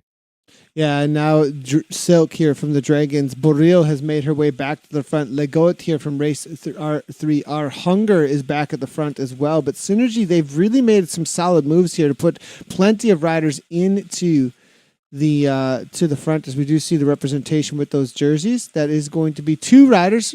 That's going to be Smith alongside of Cameron from, it does say Bristol in her name there, but I believe she is riding for the Synergy. Yes, she does have the same kit on there. CMC have two riders here, R3R with one, Dragons with two. Oh, excuse me, R3R with two. Excuse me. So Dragons and Pamela Vine from I Race Like a Girl, those are the two isolated riders. There you go, with no teammates in this group. All right, so the points at the finish line go much deeper than 10. That's noteworthy, as these women will be taking up the points that really, really matter out there. There's no question. Can Anna Katarina Hunger, Nathan, after the start that she had out here today, can she pick up the maximum bonification at the finish, do her team a huge favor? Yeah, she's one of the she's got the kick. She's got the kick, doesn't she, Dave? Really? She really does. But I don't know if she has the endurance, as we're starting to meet some new riders in this B category. Her teammate Silke is there, though. So they've done a good job of being in position to take a W out here today as a team. Men about to make their way onto that climb in just a moment here. It'll be interesting to see whether or not there's some bike swaps. We'll try and keep our eyes on that as well and get some replays if we can. We want to keep our eyes on any kind of attacks that are happening here. Witkowski is off the front from dirt in that men's situation at the moment. Real quickly, there is a stop here from this rider, Witkowski. See if anybody else. There's one. Is anyone else? Yeah, we've got two others here. We've got two other dirt. It's going to be the Hellhounds here as well. Maybe three riders, perhaps. There's another one there as we just going by. Lots of stops, actually, I'm seeing. So plenty of riders here making the bike swaps. Interesting enough. So we're going to keep an eye on here on Paul. Brendan here as well. That was a pretty slow bike swap there. Snowy as well here from the Hellhounds. The Hellhounds almost across the board, it looked like. What's the differentiation, though, because of these swaps? It's going to be a big question. We're seeing about 10, I'd say even 20 seconds, but look at the speed, Dave. Wow. Witkowski is flying through them like they're standing still, Dave. So we saw him stop. That was the first rider that started the trend in this group. So even though you don't see it, we would believe that he's on a mountain bike right now, taking full. It's almost like he's depressed, as you can see. Oh wait, Dave! I actually see a different. I see a different bike. I do see a different bike, but he's on a gravel bike. Yeah, yep, interesting enough. That's a Canyon Grail, isn't it? Because he was on a Tron, so I don't know why this one picked it up, but for some reason we got a swap out of him. So that's the bike that they're using. Well, at least this one is. This person is. I'm not sure. That's true. The one time we see it could be a mountain bike with other riders, but well, there's another rider that we're not seeing the swap, I'm guessing. That might have Or been is the that just because steamroller. of Mike? That might have been the just be a steamroller, steamroller. Yeah, it might have just been the steamroller. But we're See, it seeing. was. Oh As you my can see, the goodness. steamroller goes away. That's a good example, Nathan, of how effective the steamroller is. As he was using it, you could see him just riding off the front. Once the power-up ran out, all of a sudden he was back to a mere mortal. Now it's a guessing game though between all. There's so many riders stopped. We're like, who's doing what? No idea. But Katowski now, he's going to be the one with Kowski. Excuse me. He's going to be really the one to keep an eye on because he was off the front. He actually got a little bit of a gap on purpose in order to make his swap. Back over to the ladies though. We've got a bunch of steamrollers being popped here as they make their way through the dirt and into their final K.5 here. Silk from the Dragons went on the attack, got a little bit of distance, and there's actually a group coming back to them with Gulia and a few others here, just a little ways back from them. Okay, we'll get back in with that front group just a second here. Williams now trying to get back on terms. Parker's there as well. Steamroller coming from her. So this is a chase here from Synergy to try and put as many as they possibly can into the top 10 or more. Gulia's flying the Italian here, Dave. She might go right through them. Yeah, let's watch and see. Does she go right through them? Because now she's going to pick up the benefit of the draft right now. So let's watch this here. 180 beats per minute here. Is there a counterattack coming from the Dragons? Hunger now over the top, it looks like. 3.1 watts per kilogram. Bristol Storm. It's going to be Synergy also covering it, though. They've got plenty of representation now in this front group. Maybe even 4 or 5 riders from Synergy. CMC Alliances are here as well. Lots of red kits to be watching out for this sprint. It's into the last 1,000 meters here, Dave. They've got about 600 to go. Yeah, it's inside of 1K to go. Actually, really just inside of 1K to go. And here it is going to be a sprint out of this group. So Baril to the front for a little bit here, but it looks like they're going to come up over the top. This is just going to be a reduced group sprint at this point with critical points waiting at the finish line.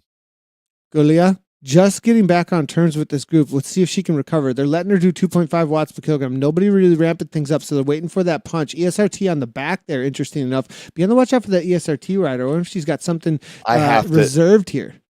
I have to think that Anna Katarina Hunger is going to be the first to attack out of this group, but Synergy straight to the front. Julia. Interesting. Yep.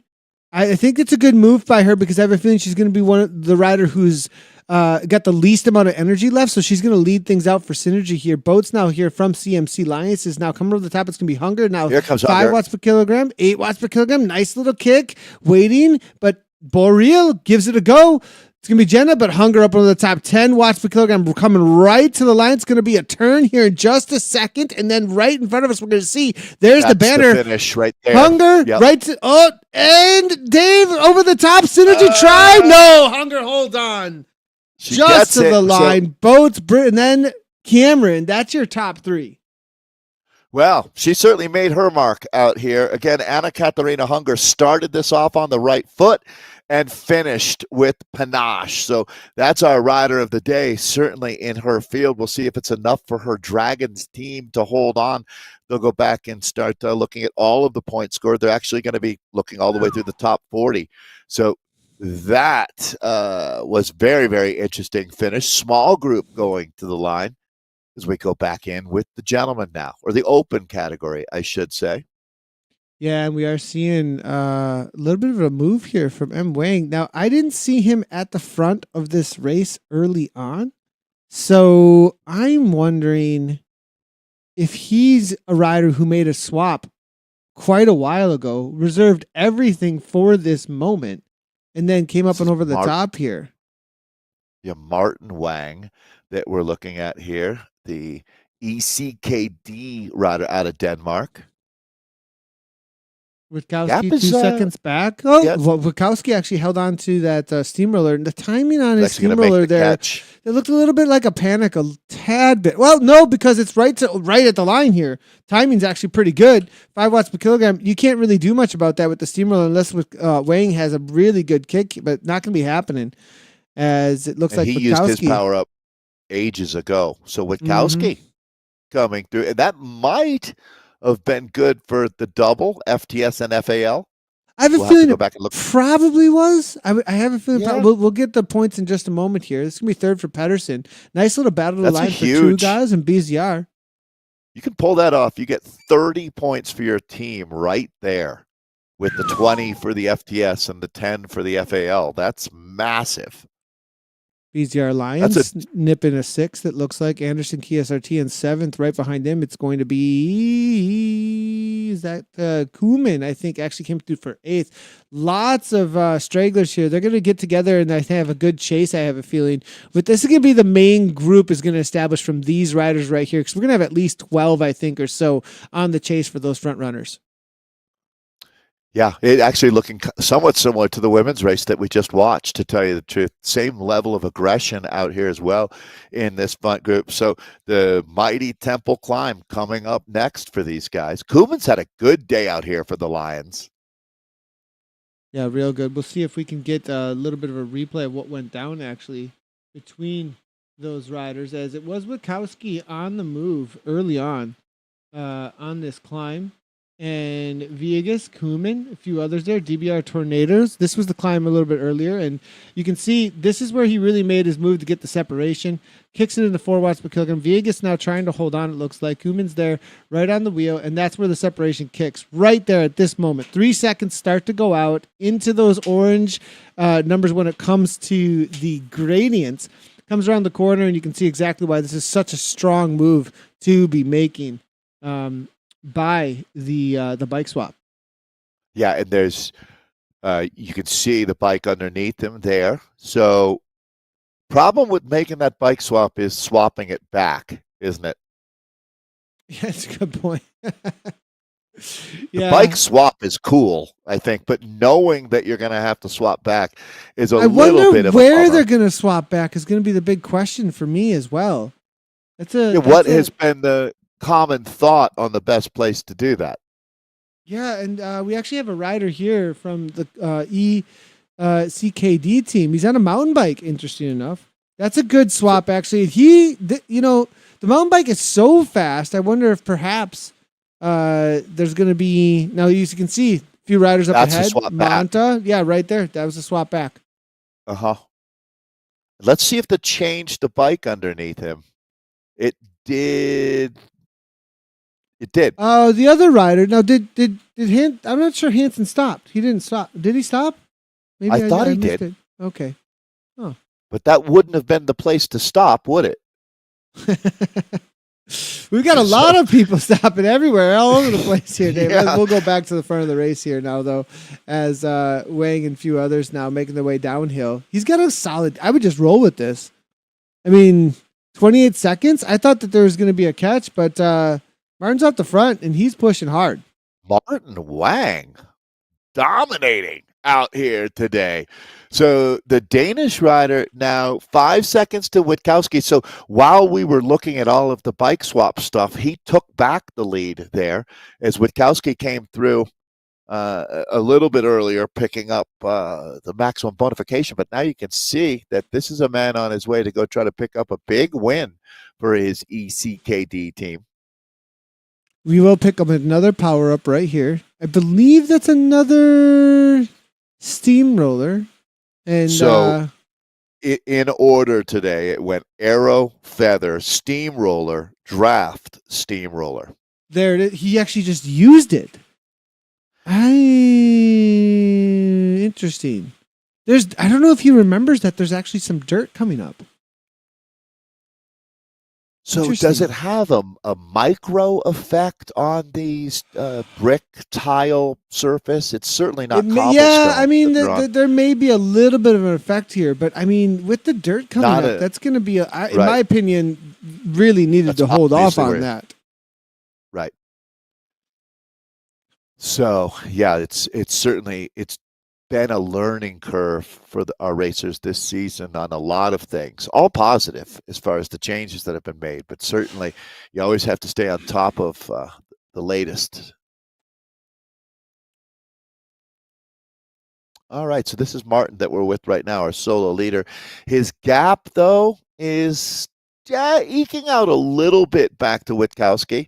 It's and as I say that, it goes the other way, but hovering around 4 or 5 seconds now, and more like 15 back to Pedersen, who's sitting alone third wheel, as what you'd call the remains of the peloton being led there at about 26 seconds back from our leader. This is second that we're in with now. Back to Wang, who's our leader. Pedersen trying to hold off. It looks like 3 riders now, all trying to hold off this main group. I think Pedersen, though, maybe sees the writer on the wall with Buelen's now 5.6 watts per kilogram. Main chase group. How many riders do you think are here, Dave? I'd say 12 riders. 20. I'd say about 12 riders. 20, you think? It's probably right in between us, actually. Yeah, so solid group, though, and I think they're going to make the catch at least of I have one rider. 16 by my hand count there, so that is right in between us. Good call. Actually, exactly in between us. But definitely at 7 seconds, that's not worth fighting for at this point. You'll end up using everything you've got in your tank, trying to hold these guys off, and you're going to want that energy for the finale today, where you can pick up some solid points for your team. 62 kilometers per hour onto the downhill, 27.5K in. They will finish up at that 30. Is it 33K marker or so? So it's like 33.3, I think, is where the actual finish line was, just after 33. Another group making the catch behind, actually. Interesting. I'm seeing they in the chat here. Apologies on the images there for just a second. We're looking to try and get across to a couple of the other categories we'll be covering. Sometimes the images go a little wacky while we do that in our other Zwifts. Stefan here's ZRG now. There's he looks to try and make a little bit of a move. I think he's concerned about whether or not there's anybody going to be making a catch. Maybe that was a little bit. No, we're not. There's a lot of like a little bit of head games going on here. I feel like, no, we're not being caught. Yes, we are. Abram here from Talent Frey, though, he's definitely interested in making the catch. Have you ever been in real life Peloton? You'd be very familiar with some guys just race and don't say anything. Other guys have tons of comments about all kinds of things. It's quite a spectrum of how people approach racing in a Peloton, isn't it? And same thing out here on esports for sure. So we have a lot of racing still ahead of us in this wave, besides what we're doing later today for our Americas racing. It looks to me like our 12-10, that would be the women's EMEA. So they'll just have started with EMEA East Central Division 1. Yeah, just jumping over really quickly to them just to say to everybody here, we are making sure to get that coverage for them. So they have gotten out on course. We'll get back in with them in just a moment as we're going to catch the finish for the men's north in just a second with Martin Wang off the front here. But we're jumping in with Socks or Watts just to give everybody a clue in as how things started in for that women's category for the Central. Have gotten out on course with the B category, and we'll be back with them in just a moment. Yes, such a full day of racing around the globe. We were talking earlier, a couple hours ago in the broadcast, about the over 15,000 folks. What's incredible is the fields that we've been looking at have all been exactly where you want them, actually. That 100-rider mark, a little more, a little less, thereabouts, perfect. So back with Martin Wang, rider of the day. He's going to have some company, though. Or will he? Just over 3K of racing remaining, a respectable gap, but Martin's not backing off at all. He's got that accelerator just buried down on the floorboard now. Doesn't seem to be wavering or struggling either, as he's holding on to over 4.5 watts per kilo. Witkowski here. I think he's going to make the catch. Yeah, the big question here for Witkowski, though, did he use the steamroller? Because Wang, I think you're at 3.2 watts per kilogram. Witkowski makes the catch a little. Yeah, Wang actually, I think, realized the catch was coming and decided that rather than fight off the imminent, he would try to recharge a little bit. I'm going to guess he just jumps into this slipstream and is going to lock horns here. So I don't think Wang is done, but I think he felt like, all right, if I'm going to get caught, I might as well, as they say, fail fast, right? Now here's the problem. The attack coming in, Witkowski's not going to play around. So Wang's in a bit of trouble there. You know what I mean by fail fast? Have you heard that term? I recently picked up on that. It's like if you know it's gonna end badly, just end it now. I love that. You're hilarious. If you know it's gonna end badly, just end it now. Is that? Yeah. We have found ourselves back in over here with the women. I've been in takeaways where that was the case. You know, like it's like, look, we're not going to make it to the line. I'm not working anymore. Forget it. This is interesting enough here. Wang has been caught by Wachowski. 30 seconds. I don't think that they're going to be caught by that chase group. 30 seconds is just a little bit too much with how much I'm a little surprised. we have left.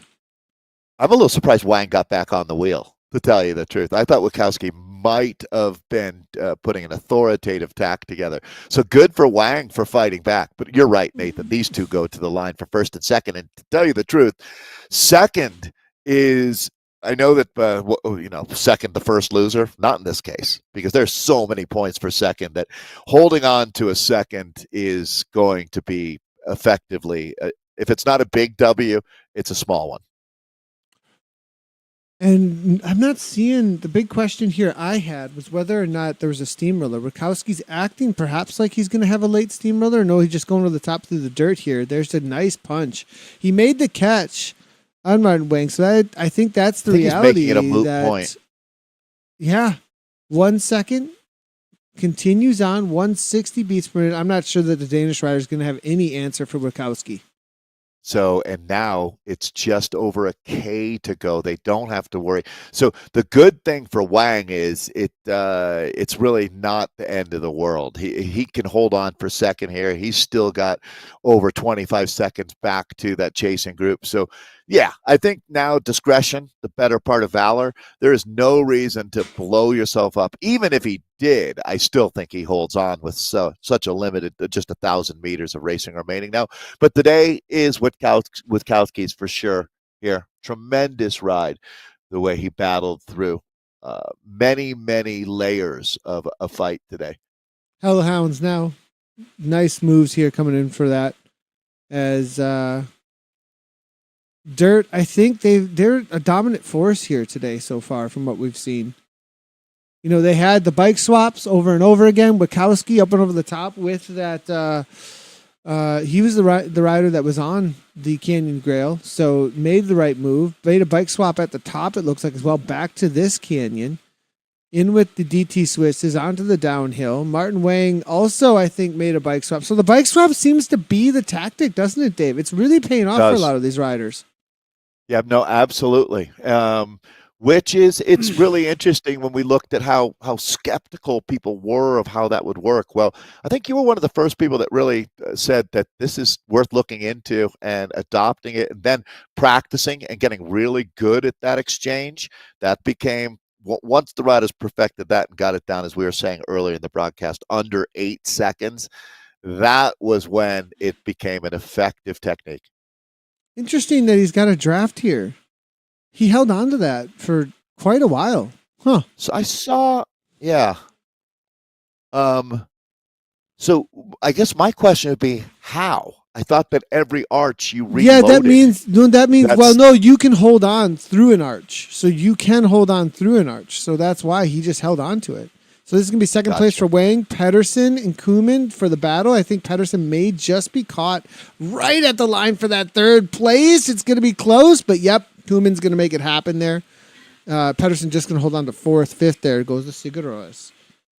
So that's the situation for the men's bees. Over to the women now. Up and over, they're actually just over the top of their sprint. I tried to get our way over there, but our Zwifts are having a lot of fun fighting with each other a little bit. You might be able to tell there that we keep jumping back and forth a little bit, making sure that we're trying to catch everything we can. It does look like Helen Jackson, though, from Sock Schwartz had a solid placing because she was going backwards as the catch was being made. I think it was herself and maybe one or two other riders going for those top spots. Cuthbertson now continuing on, though, for these women in the Central for Division 1B's Central here now. And Sox Watts really on the front. 2 riders at least. I'm seeing Bellavilo, though, over the top. Aeonian, Crush Pod, Word. They've been the ones to watch out for sure in and amongst this women's crowd.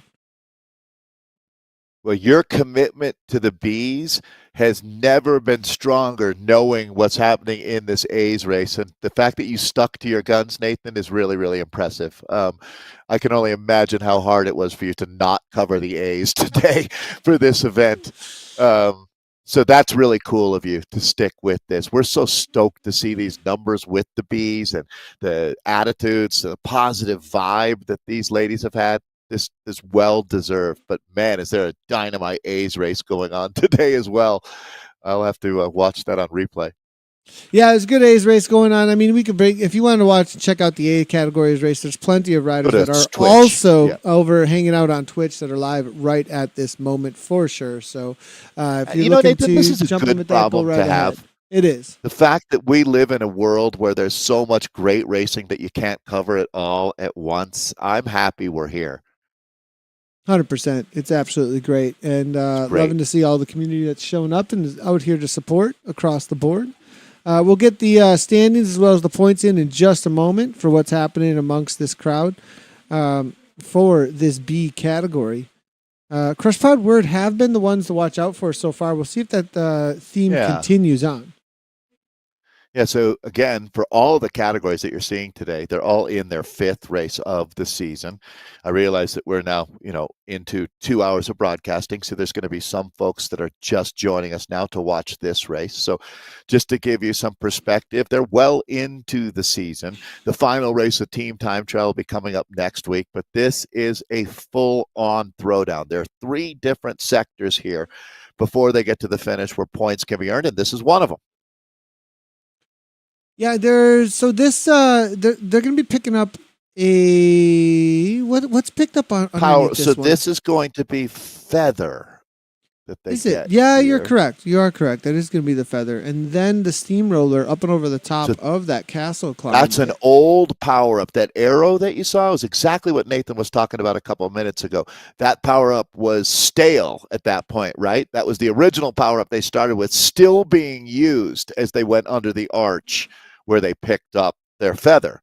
So if she wanted to, she could go straight from arrow to feather, although there would be really no point right there. Yeah, at this moment, not really much of a point for it. Yeah, I mean, somebody could hold on to their arrow power up because I don't think that there's any power up prior to that first rooftop sprint, right? And so they get that arrow at the rooftop, and then, do you want the feather on the castle climb? Or do you want the arrow on the castle climb is the big question. Me personally, I might hold on to the arrow. I think I can climb with the best of them.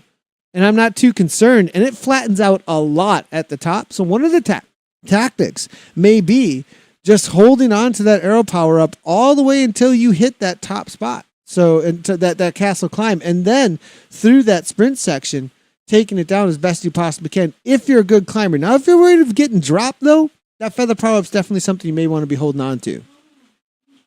Yeah, sort of as a safety net, kind of. I mean, power ups can be used. We've talked about that in the past. They can either be disruptive, they can be an aggressive tool, or they can be a safety net for you. It's interesting how they work. Yeah, I think the safety net, a lot of times for a lot of riders, is going to be the big question. Is that what's going on here, or is it an aggressive use? Right. And the problem is by the time you're using power-ups as a safety net, you're on your back foot. You're in trouble. That's for sure. That's a last option for when you talk about a power-up to try to just keep you in a group. But that's how legit the racing is. This is going to be the Crush Pod Queen Mama, Joanne Ernst, that we're in with now. She's another one of our community leaders for sure, Nathan. Like Martin Bjorkvik over in Sweden. She does a tremendous job with this Crush Pod program. See if we can get some information across the board here for all of our riders in this category, where things are currently standing as well with them. The group relatively chill right now, 33K of racing out here, Temples and Towers, the course that we're on, one of the most visually stimulating courses that you'll find in the world of Zwift. We have seen the Kappa today, if you're wondering. We would have hoped we'll see Kappa again. But right now, Peloton in cruise control mode. The featured sectors out here today are Rooftop, Castle, and Temple. Well known if you've been racing out in the world of Zwift. So we'll be spending a lot of time out here getting ready to go into critical sectors, racing through those critical sectors, and bike change comes into play on the course today as well. We'll see how many of the ladies out here in this group deploy that. Interesting little banner here. Is that going to be actually the banner that they go through, or when they come back through? I have a feeling that that's what that's about there. I didn't actually realize that in the first time out, but I think that's actually the banner that they come through for the sprint, for the finish. So we leave Neokyo and come back later, and I think that our and see that section. That's where we stop. Game. Yeah, right. So cool to see that that's the finish banner. They actually cross underneath it. That is really cool. All right. So, good catch. See some ride-ons coming for our riders here. You can always hop on the app and let your favorite rider know that you appreciate them out here. It has a nice effect, that's for sure. It actually, I think it takes the pain away for a couple seconds, because your brain will stop and think, who sent me a ride on? And for those few seconds, you're not able to think about how much your legs hurt. Things all Groupville compacto at this point. We do have one last men's race in the B category that's about to start out as well. That is going to be the Open EMEA Central, the 1:30 race Central time. And in that B category, got some pretty good representation. ART, AF Cancer Team, Innovation. Harder than last time as well. I remember we covered them in week number 2, I believe it was, Dave. So This is going to be a good battle. We'll see how things are going to play out with them. So we'll be jumping in with them in just a moment. They start in about 3 minutes from now for that B category. All right. So we'll have the final 2 races of this wave of racing, and then be back with the Americas later. It's been the Bs all day. Can't miss with some great racing from this crew. As a matter of fact, Bs and Cs, Nathan, the numbers are phenomenal. The energy, the organization amongst the teams, it's been truly, truly special getting to check in with this group, and it's something that we'll be doing more and more. So now here we go. All right, Moss looks like she's going to light the fuse as we're going to shift gears. You know, it's a perfect example of how racing works, what we were just doing there, though. There was no reason, Nathan, for any one of these teams or riders to extend extra effort, because there was nothing really to be gained at that point tactically for all these teams. It was a moment to just keep your cards close to the vest. And now you can start to feel, just watch those numbers. That's one of the beautiful things about Zwift, is you get so much data to work with. As the Scottish rider Cuthbertson moving up the international flags are all over the place. Nice to see Greece represented. Hulse, the rider there. So that's a flag I haven't seen often on Zwift. So we're going to continue here. Cuthbertson here, you're fine. Scottish rider leading things out at first place right now. Richardson, Saksha Watts, Fidok there from Belavilo. Pink from the Danish rider. That's going to be the Little Penguins. Always good to see the herd out and amongst the crowd right now. Herd of little penguins. Now I'm wondering, is there a species of penguins called little penguins, or are we just referring to smaller penguins? You never know with these herd folks, do you, Nathan? You know, they have another really good thing going there with herd. That's, you just see by the sheer volume of racers and the energy that they have collectively. Just absolutely awesome. Tompkinson now making a move, it looks like, over the top. ART. Still, though, with this group, a little more patient than what we've seen in the other categories today. They're not going to spend all their cash at the first shiny Yeah, they're object keeping it pretty quiet, interesting enough. Yeah. This is Interesting that they're not Typically, too many moves here. A lot of times through this country area, we've seen riders make some moves, but these ladies are definitely keeping it chill. I don't know what your experience has been, Nathan, through the years, but in general, I find the races that hurt the very most are the ones that go like this through the middle part, because the ends or the finales are ruthless when you race like this through 13, 14, 15K, because Yeah, everybody I'd have to agree with you there, Dave, that like some of the hardest racing that I've ever done is the ones where is led into by easy racing, right? yes, 100%. That's 100% a thing for sure. Just Yeah. jumping real quickly over to the men. Oddly enough, I've never seen this before, but I'm not actually I'm making swaps over, but I'm not logged in on the account that's swapping. No, those who understand swapping and there's a few out there who know the tricks of the trade when it comes to finding people out on Zwift with fan view, and it's swapping on the wrong account. Like, but I'm not logged in on that account, so that's why we keep on coming back and forth. So we're just gonna go that way with getting across to the men's and the women's, just so everybody knows. The men have jumped out on Nathan, course. Go ahead. If everybody out there could see what a true magician you are with creating these broadcasts, I don't think that the true appreciation is given to you for your skills there. So even on the days when you're struggling, I don't know anyone else who could do what you do. So Appreciate thank that, you Dave. again Thank you. from Yeah, the no whole problem. community, Nathan. I know a ton of people really genuinely love you for the work that you do. And for those that don't quite understand the work that you do, I'm just going to tell them it's mind blowing.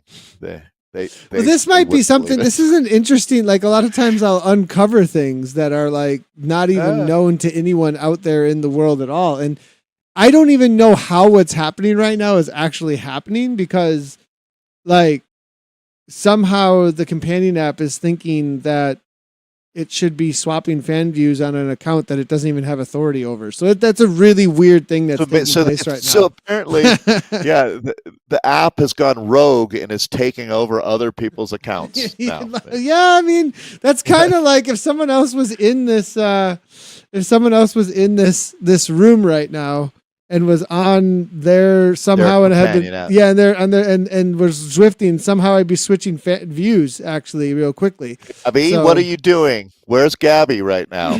She's racing, right? Oh, I thought Cuthbertson took a wrong turn there, but it was just the Zwift thought she was going left there. I was like, whoa, what happened? Funny. Back in with the ladies there. I've been doing a lot of gravel racing lately, Nathan, and I have not. Dave's been gravel racing? I've been at a lot of gravel races lately where wrong turns are the most common discussion that we have. It's, riders use their GPX files and have turn-by-turn directions on their Garmin or Wahoo or whatever unit they use. But even with that, you then have the crazy situation where, hey, some guy on a motorcycle told us to go right here, that kind of thing. It's like, oh man, yeah. Or at least they don't have to have directions in Zwift. It just goes the right way. That's true, because I'm glad that our riders don't have to decide. Can you imagine in Neokyo if we made them route themselves? We'd be lucky to get a rider to the finish line.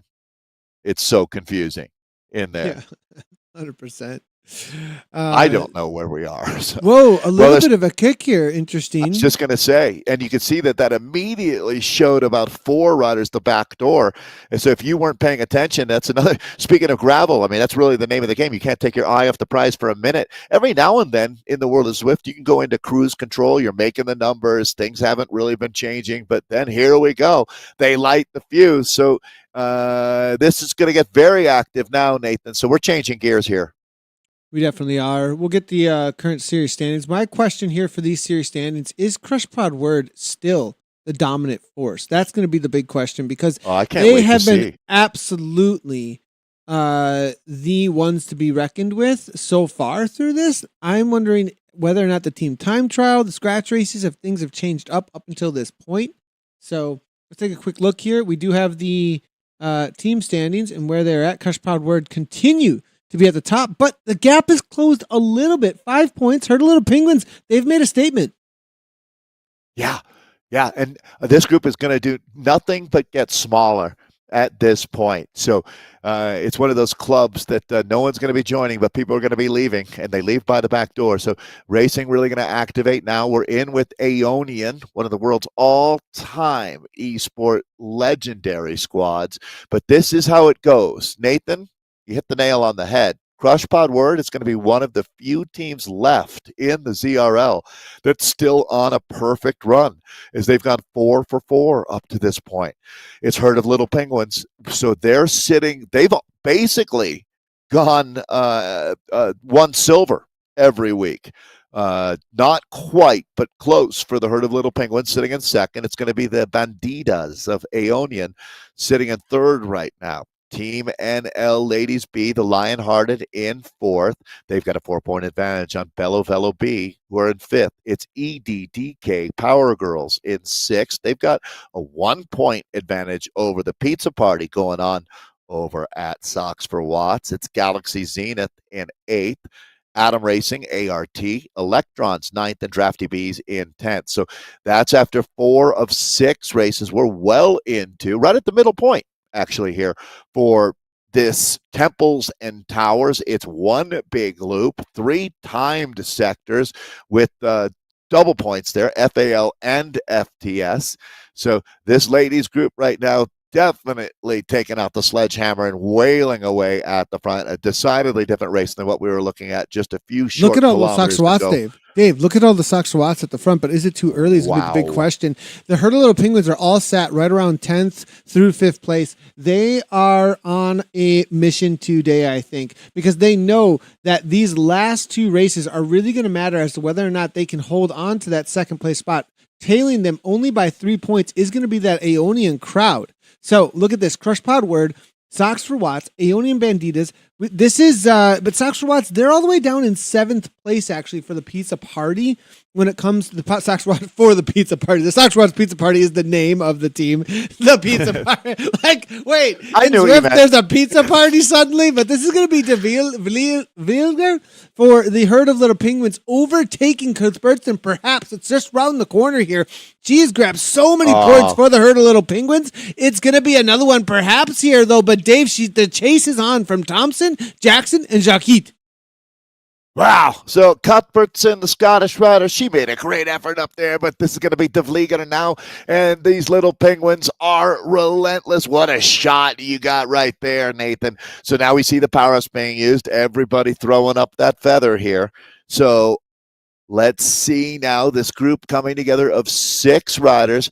It's Crush Pod represented. Sox for Watts is there. EDDK is there. Obviously, Aeonian in the blue and green, and that's going to be the Aero power-up that we're looking at there. So and Ern sitting in. Aeonian, McGovern coming through, rounds the corner. It's just going to be one right-hand turn, and it's going to be McGovern here, able to do it for Aeonian. Perhaps Joanne Ernst sitting in. She's going to have a last kick to the line. 7 watts per kilogram. One more kick. It's going to come right down to it here, Dave, but no, Aeonian with McGovern's going to take it down. Jackson for third. Thompson here, EDDK for fourth. It's going to be Frankie from Crush Pod Word coming through, and there's De Veiler. Those early attacks here from the rider from the Little Penguins makes her suffer, though, back all the way to 6th place. It's a 3-second gap back to Corker, Mac there, Jacquet from Zedson. It's going to be a good chase. Natalie Lawrence has shown up here today. Great to see her from Sox for Watts.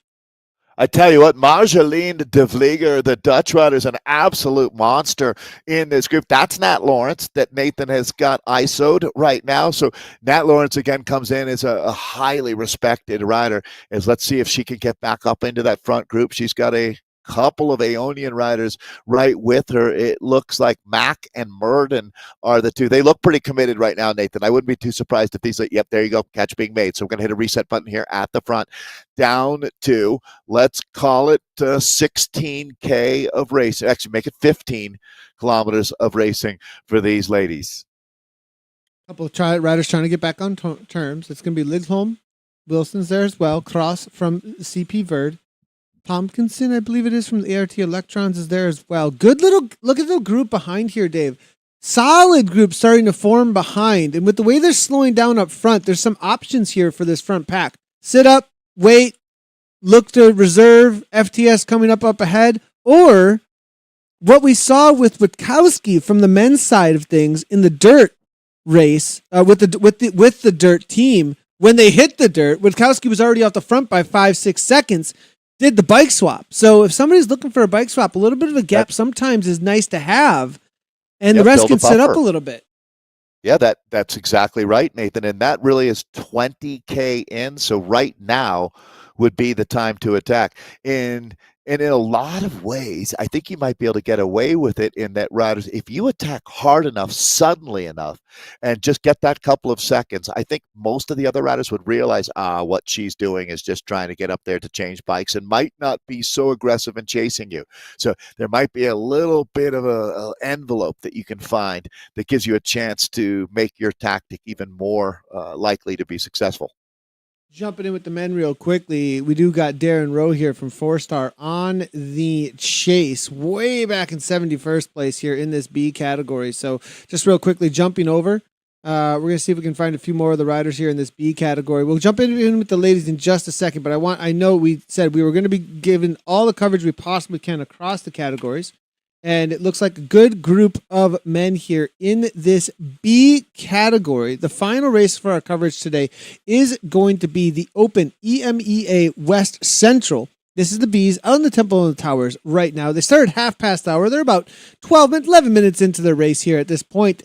The TFC team on the attack, it looks like, that's going to be KWCC on the attack, actually, with S. Ashton now. As they get into the bottom of the descent off of the rooftop, their first sprint has already happened. The Rhinos here, they're going to be sitting up, it looks like, and letting this go off the front with KWCC making the real move.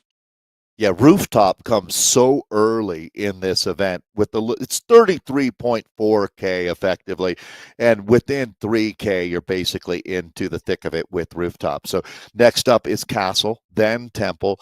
Temple's been so much fun today. We've talked about the bike changes. We've seen it done really effectively by multiple riders in multiple categories. Let's see if that's going to be the case here. So in with our B men, as Nathan said, it's the Open EMEA W Central. You'll see that they had the 12:30 start time, and these are Bs with Ashton crushing it out here right now. So watch those numbers there at 4.2 watts per kilo. He's been sitting right on 4 for a little while. The chase being led, Nathan, in the 3.2 to 3.4 range. So he's slowly but surely eking out a few seconds here. Yeah, and this is not a bad move, actually. Oh, he's letting us know he's falling asleep. I think he wants a few riders to come across. Company. I think that's what's going on there. Is he actually wants somebody to come across, and it's not happening at the moment. So Mick Jagger has a lyric that fits that. You don't always get what you want in racing. Yeah, I sing that to my kids all the time. That one comes up a lot, especially with my teenagers at the moment. There's a second caveat, but you get what you need, right? Yeah. Yep. So I want to sing it now. We should have that as like a theme song in the background. Well, how amazing is it? Speaking of, I hope that Zwift can have the longevity that the Rolling Stones have. That's for sure. They just put out a new album. So this is Helen Jackson that we're in. So Nathan's moving back over to the ladies. Yes, he has. And this is going to be Crush Pod. So this is the women Bs as well. It's all Bs today. So that's not even worth mentioning here. This is one of the most visually stimulating, super cool parts of Zwift. Again, Temples and Towers today. And this is going to be Coker that we're in with the Aeonian squad. Look at all that bamboo. I actually, until the camera got stuck in the bamboo there, Dave, I haven't even noticed how much bamboo forest there actually is in this section here. Yeah, I just found out there's a company in my town here that makes bamboo bicycles. What? So, yeah, they use all natural materials and bamboo to make bicycles, which is mind-blowing to me.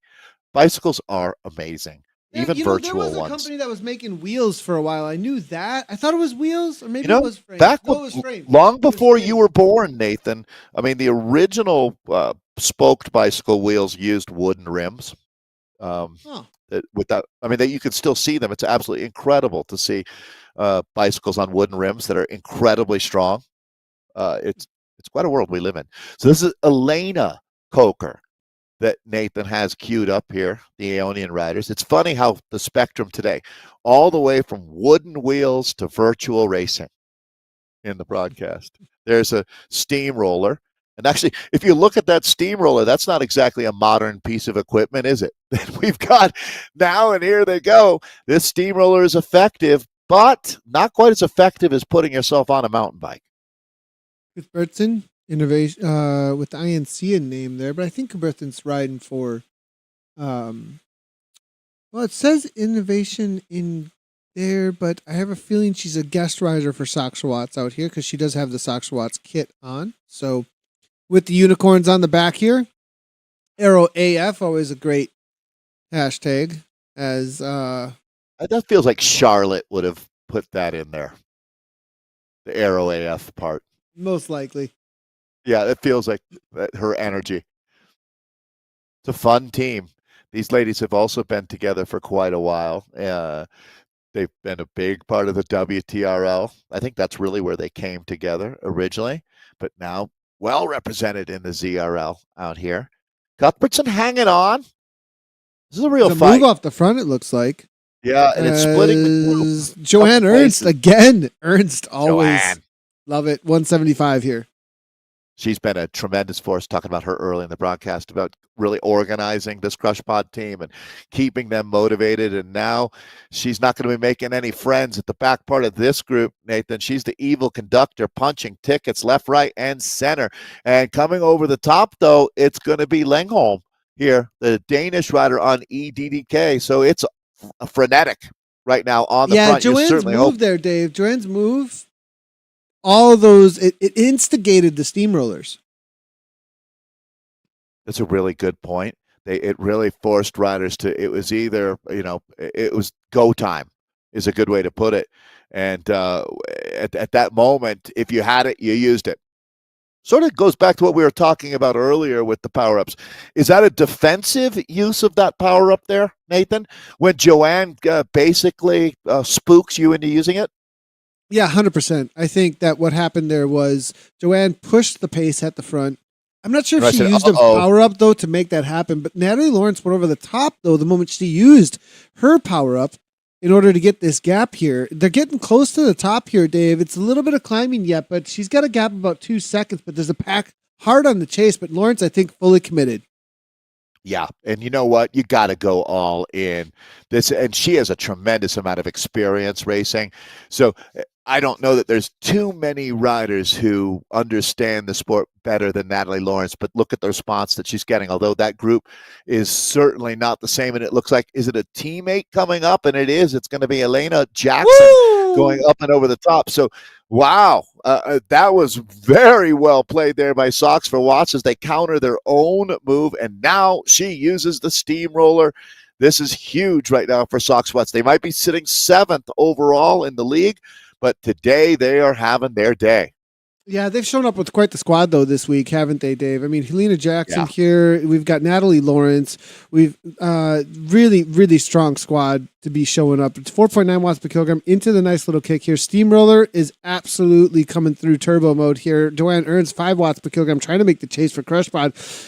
Graham is right on the wheel there of her teammate, also on the chase, but things are getting absolutely separated here as Jackson comes flying by 5.6 watts per kilogram within a few meters now at this point to the line. I think they've got about 300 or so to go. If I can see just off in the distance here, Kappa is going to be cheering them on right alongside the finish banner and the Blue Wisps that have made their way into this country of McCurry. Whatever those Blue Wisps are. I've been super curious, but this is going to be Natalie Lawrence's, or excuse me, Elena Jackson's day here as Graham's starting to press the pace, Coker with her, but that's going to be that. Great job here. Now, let's see what kind of continuance we see. She's got 11 seconds at this point, Nathan, but behind her, it is shattered at this point. Here, this is actually a Canyon Grail right here we're looking at. Interesting enough. That was a bike swap. Carly Graham with the bike swap. Now, is she going to stop straight up, hit the A button, or is she going to just continue on? That's a big question. Right. So, I mean, the descent off Temple begins right about in just a second here. So No stopping.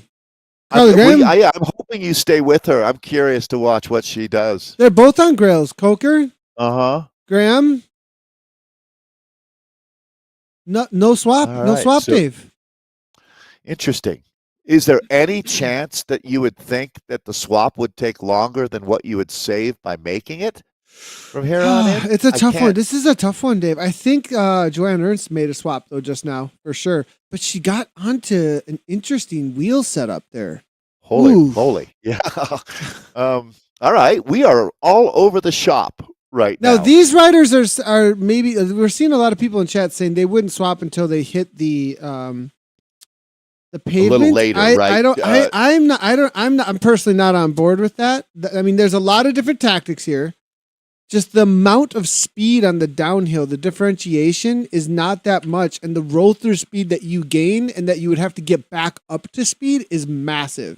Trying to get back up to speed is 10 seconds lost. So take the 10 seconds at the top, in my opinion, and make sure you're with the group. But we'll see. Listen, I mean, these are the things, Nathan, that I love the parables between in real life racing and esports racing, right? Like if you have a flat tire in a road race and you stop at the bottom of a hill to get the change versus at the top of a hill to get the change, think how dramatically different your starting rolling again is going to be.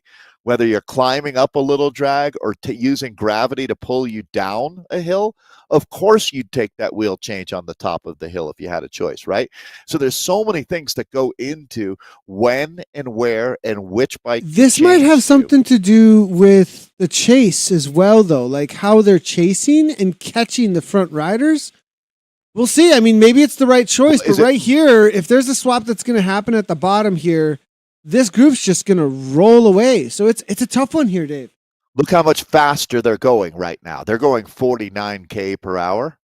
I mean, they're moving, right? So the distance that they're going to get so quickly on you if you stop, going to be. I wonder if Graham's just going to roll it with this bike. I mean, that is an option.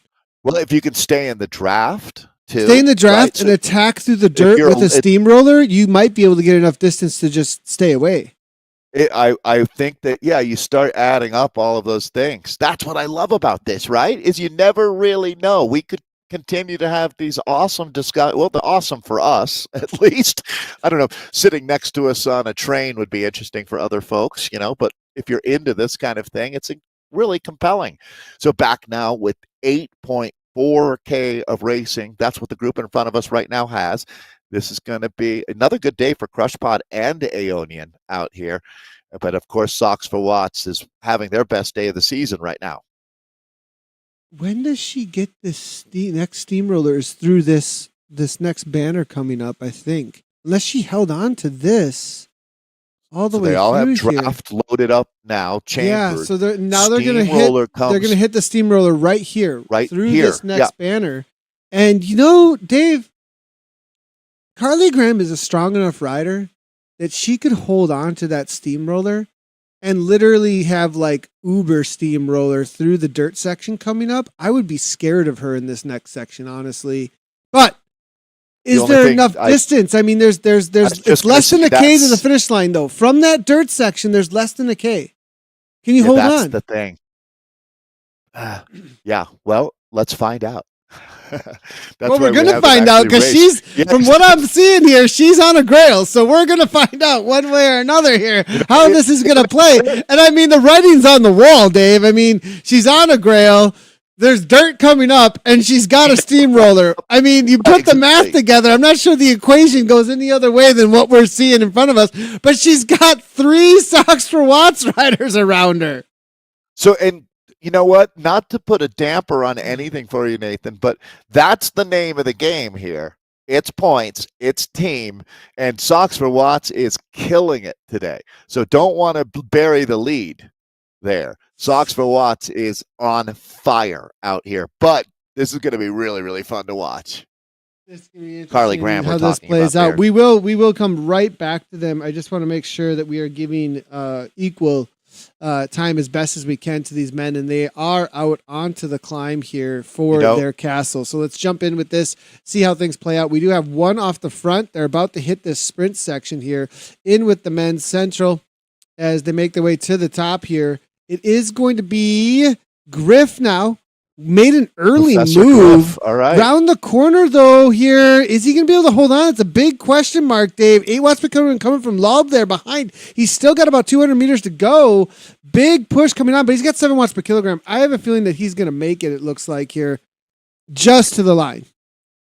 All right, so picking up the men. And again, Nathan, if we are living in a world where the men are struggling to get equal coverage, I'm here for it. Especially after, the world gravels. But right now, taking a look here at a very active group. These guys are throwing down out here. So, good dog. Up at the top, getting the quick little refresh there of what just happened. So it was TFC Bugatti in second place. Griff from the WLC team ends up taking out the points with an early attack up and over the top of that castle climb. So WLC, TFC Bugatti, that's the current situation with them. Rhino is still involved here as well. Looking across, KWCC has also made it into this front group, it looks like. Looking through the images here, we've got about 10 riders, maybe a little less than that. 1, 2, 3, 4, 5, 6, 7, 8, about 8 riders here with a chase group of what looks to be about 8 as well. And then behind that 8, so we're looking at about 20 to 30 riders here. They're going to come together before we hit the dirt climb. B-level racing is really high. Nathan, take a look at from 30,000 feet on this group. When's the last time? I mean, to be this far into a race, there's 2 ways of looking at it now. Like, there's a lot of riders on your screen, and almost every one of them is in a fight for their life, right? I mean, this is some incredible racing that we're looking at. There is no real pellet. Well, it's starting to come back together right now. You can almost feel, though, that they have really been. Donnelly's not interested in that. He's off the front here like, come on, make it a little bit. Well, he liked the chaos. I thought that he was going to go, but he's sitting up a little bit. He's actually completely sat. He hasn't given up, but he's down to a lower level that he's allowing himself to be caught. Just jumping across. I didn't want to miss any of the action here just in case. We'll jump back in with those boys in just a moment here. We're into the final couple of K for these ladies, and we've got quite the situation heating up here for the Central, for the women here. So we just saw the men's sprint up over the top of the castle climb. They're going to be heading on over toward the temple in just a moment to say hi to Kappa, but it's going to be Jackson, Guthbertson, Lawrence, all 3 of the Sox Watts ladies here up against Carly Graham from Crush Pod. And don't forget about McGovern. She took those points up on the top of the castle as well, so she's got a good kick on her.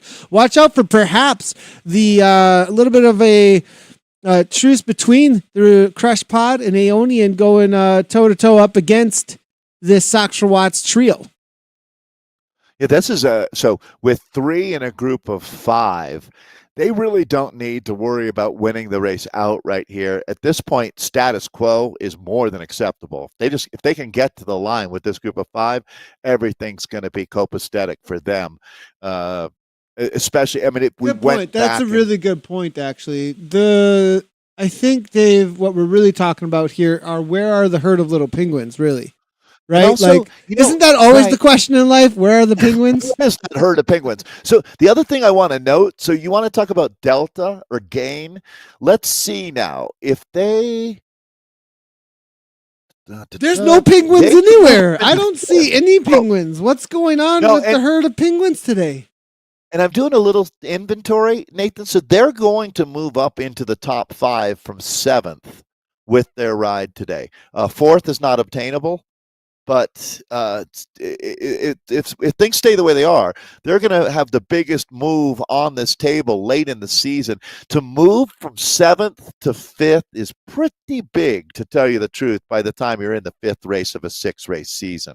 And a good time trial, which traditionally, historically, the ladies at Sox for Watts are excellent at the team time trial. They've been a part of WTRL. Now, I don't know specifically with this group, but generally, that's part of the program there. So they could potentially move into a 4th if the things keep going their way.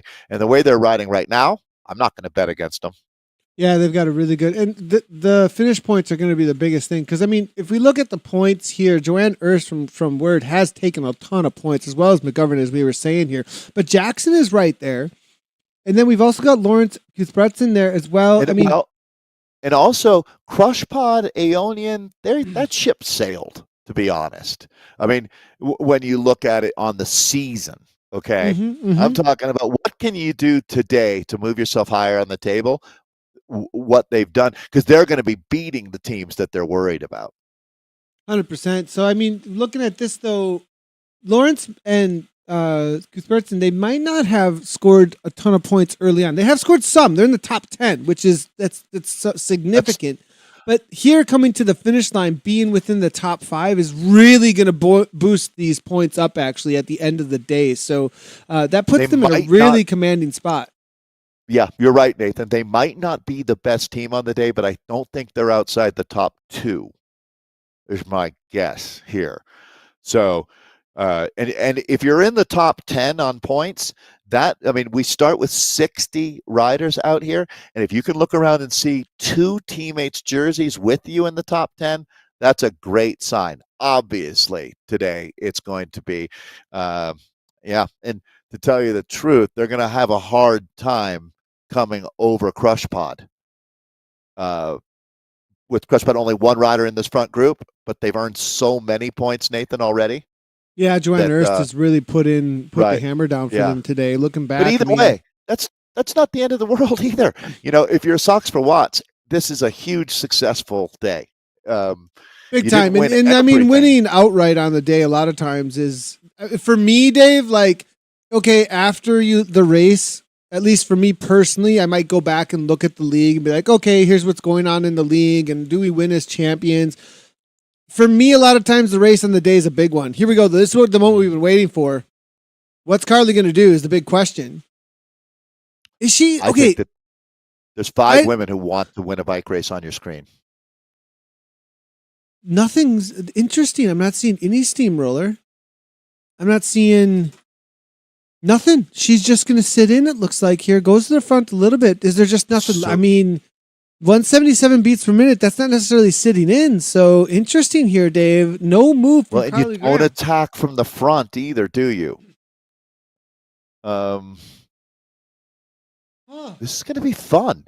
I mean, so in a lot of ways, just to simplify things, I'm going to just break this down as which woman is going to win this bike race. I think I'm going with Helena Jackson, Nathan, to tell you the truth. Sox for Watts rider here. Yeah, okay. Sitting back, kind of pulling a Riley Sheehan right now, knowing that she's got to stay in the wheels and she doesn't want to start the sprint. I don't know if I can go past the Banditas. After what I saw McGovern do, Rose McGovern over the top of that castle climb, she's been sitting in well. The only thing is if somebody makes a move early, and Sox for Watts, you know, are they just going to 3-up sprint this? Or is somebody going to try and play some games here and bait something out? Theoretically, you play games. Theoretically, doesn't your weakest sprinter, your least likely rider, attack, force the chase, and then you counter off of that chase or surf that chase? 100%. Cuthbertson here, looking at it on paper, 7.2. She is the weakest sprinter on paper, and she's doing exactly that. Nat Lawrence right on the wheel. Sometimes it's not that complicated, right? But it comes down to sheer will in bike racing too. And that's exactly what this is. It's a battle of wills.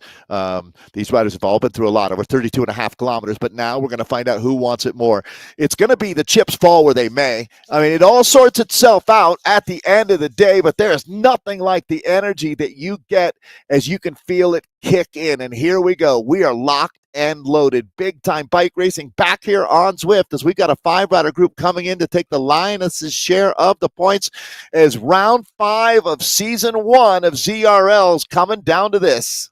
Yeah, and it looks like it's going to be Cuthbertson still leading things out. 4.2 watts per kilogram. Solid little effort here from her to keep the pace as high as possible. Coming into the last couple of 100 meters right now. Nat Lawrence has just been sitting so pretty here right on the wheel there. Use that drafting bump. That might bait something out just a little bit. 7.3 actually walking away a little bit. That's interesting. Wheel, though. McGovern, here she comes comes, using a steamroller, interesting enough. That's not going to actually change anything for the road here, but Cuthbertson now trying to hold on, but nope, Aeonian with McGovern takes it over the top there. She got him just barely. It was like a wheel length there, Dave. Yeah. Not by a lot. Yeah, Elena got up there, but you were right. Rose McGovern came in as the absolute monster and delivered. So Aeonian will take top points at the finish.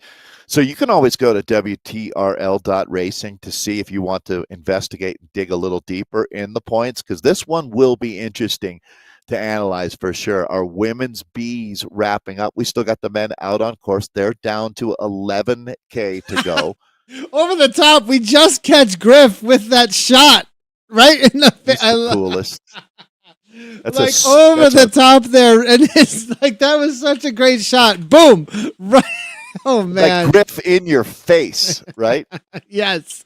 Varela now from the cancer team. Donnelly here now in a group going for the 4th place. TFC Bugatti over the top with Hardy. It's going to be Hardy right to the line with Goobies there as well. Jehu from Innovation, but I think Hardy again going to make it happen with the kick. Yep, he does. Just ahead of Jehu.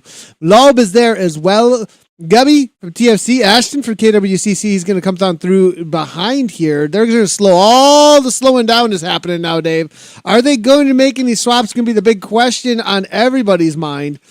Ashton for KWCC, Donnelly, there's always that moment of hesitation from some of the riders. Do I make a swap? Do I not? Am I even on a Tron bike? Am I on? What am I on? These riders, including the commentators. You want to find another level. It's like, okay, what is it that would tell you, okay, don't swap? Like you had it planned, you had it all set up. What race scenario would you say, no, it's not the right time? You know what I mean? There's so many different levels to this as we pick up the Vanguard. If I were with a group, if I was in that situation that Carly Graham was in, that was like 4 riders, and I think I can hold on. I think we're going to go all the way to the line. I probably might make the call on the fly and be like, look, I think that I can break these guys before the line with my bike I'm currently on. So I'm going to try and hold on here. It's a difficult decision.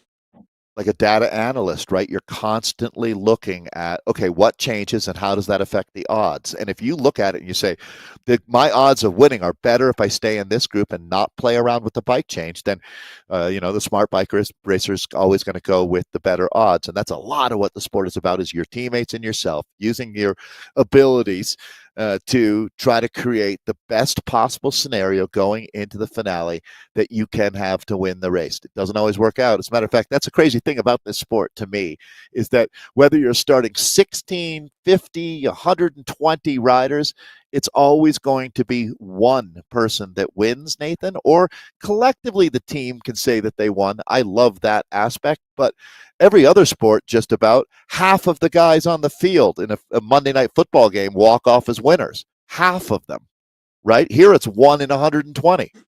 That's a good point. It's a great point, actually, Dave. You have to learn how to lose if you want to race bikes. That's for sure. It's going to teach you how to be humble. That's a women's race we just saw finish up. I just want to bring up the results here real quickly for them while these men are making their descent. Joanne Ernst, we are going off of points totals for the finish line, for the finish here, so this is not the finish line. Joanne Ernst takes it down, followed up by Rose McGovern.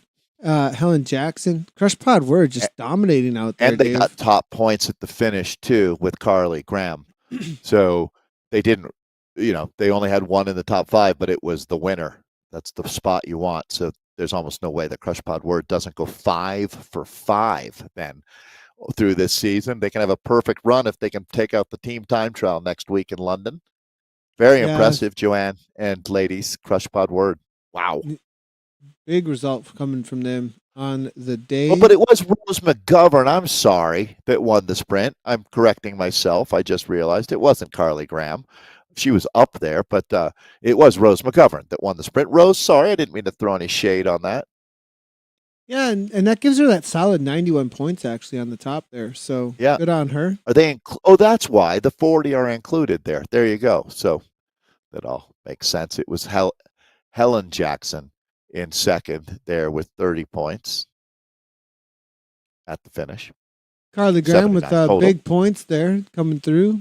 for Crush Pop Word 62. And that's how things played out. Kuthvertson there with that 35 points really boosted her. Like I said, for that finish line for Sox Watts Pizza Party. Nice job with them. We don't have team totals, but there is how things ended up on the day for the top 10 across the points. We'll jump back in with the action with the men's racing right now. This is currently in 10th place on the road. Silky here from Innovation moving forward. Gubby here now made the catch for this chase group, actually. It is, there's some, I think, little bit of disruption at the front here for what the F Cancer team really wants to be happening. The man out of Portugal, Varela, is yelling at Griff, saying, come on, make some moves here. Griff's not too interested, I have a feeling, in working together, perhaps, is what's happening. Or, yeah, there it is. There it is. He's saying, work, man, let's go. But there's only one other guy out here, and he's sitting on, so maybe he's waiting for a moment to pounce. No, Griff is waiting for Donnelly. So Griff is like, you can yell all you want. Don't care. I'm going to be sitting on. This is bike racing, right? That battle of wills that I find tremendously enjoyable. I'm here to do what I'm doing. You do what you do. We'll see if it works out for us to work together. If not, so wait for me and I'll work coming through now from Jehu. So now they're even bribing and, deal making. This is bike racing at its very best. We have a great question coming through. Honestly, bike swaps, but no. We have a great question coming through about steering. No, there is no steering activated in any of the ZRL racing. Not in any of the ZRL racing. Nope. So you can use your Zwift Place for all the other features, but no steering that will be activated as they go by this little trolley on the left-hand side there. How, Nathan, you have a Zwift Play. How wrong would things have gone to accidentally hit a power-up button on your Zwift Play? Like, could you drop a towel and have it hit that button? No, the buttons are pretty stiff. Like you have to really press them. You'd have to be intentional. Yeah, right. It's harder to make that mistake than it is to hit the space bar. Right.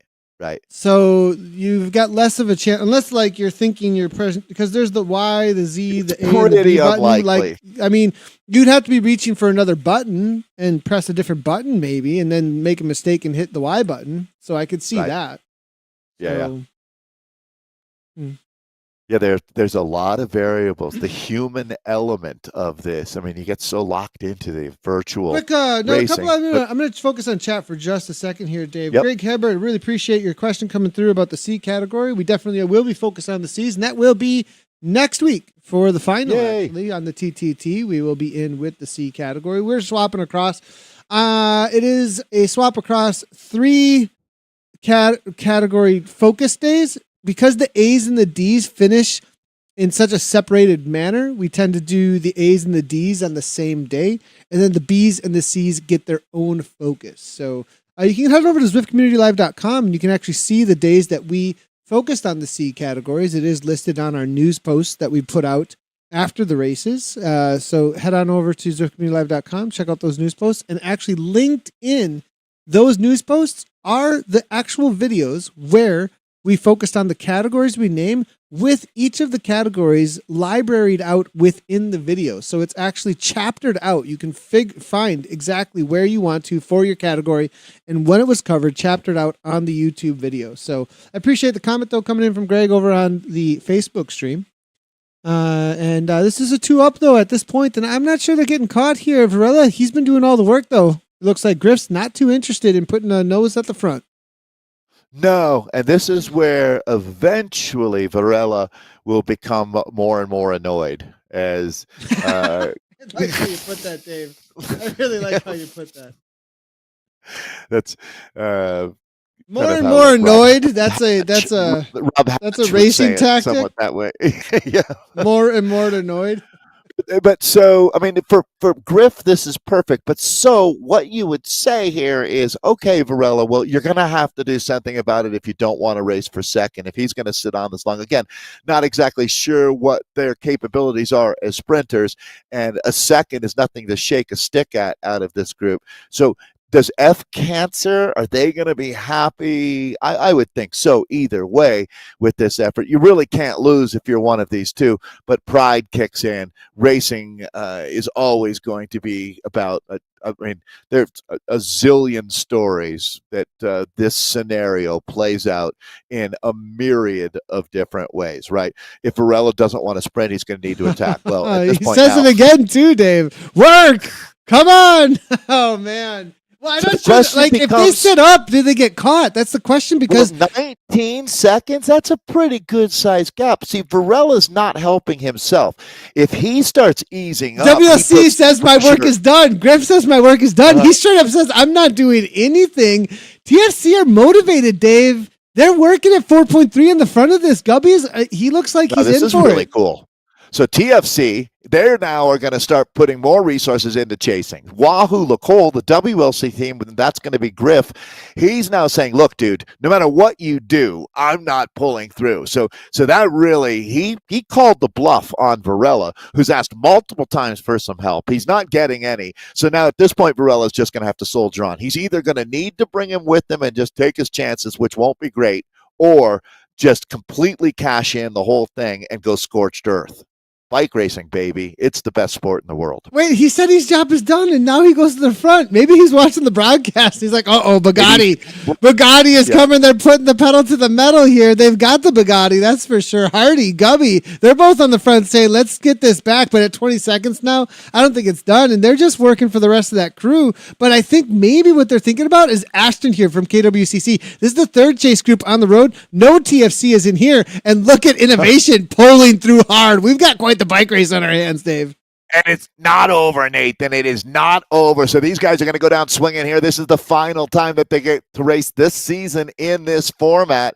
And here we go. We're down to 2.5K of racing remaining. Just under that, the Rhinos now getting into the mix. The gap is coming down. It's coming down quickly. It is coming down quickly here. 5.6 watts per kilogram. GG on the front here from Innovation. Now Lob sitting on the back, keeping things real quiet. TFC Bugatti trying to do what they can to hold off the chase coming in from Innovation, and the Rhinos is down to 7 seconds now at this point. The turn has been made by the two front runners. We'll get them back in sight in just a moment when these boys hit the dirt. This is all within distance. They can all see each other, Dave. All hands on. Oh, man. Man, you're right. So, Nathan, look at that. Great shot there. You can see the group right behind. That gives them even more motivation as we kick it onto the sector, and you can see the power-ups are going to be critical here. So, everybody, that distribution has now been standardized, so everybody getting that same power-up. This is the front of the bike race, the tête de la course, the vanguard that we're looking at. Griff has been monumental here. He's been rock solid, Nathan, just absolutely latched onto this wheel. I love that Varela, though, continues to push. It's 13 now. They can see him. They can see him, Dave. Gubby has kicked, and TFC has got a gap now. Lob's trying to go across at this point. Wow.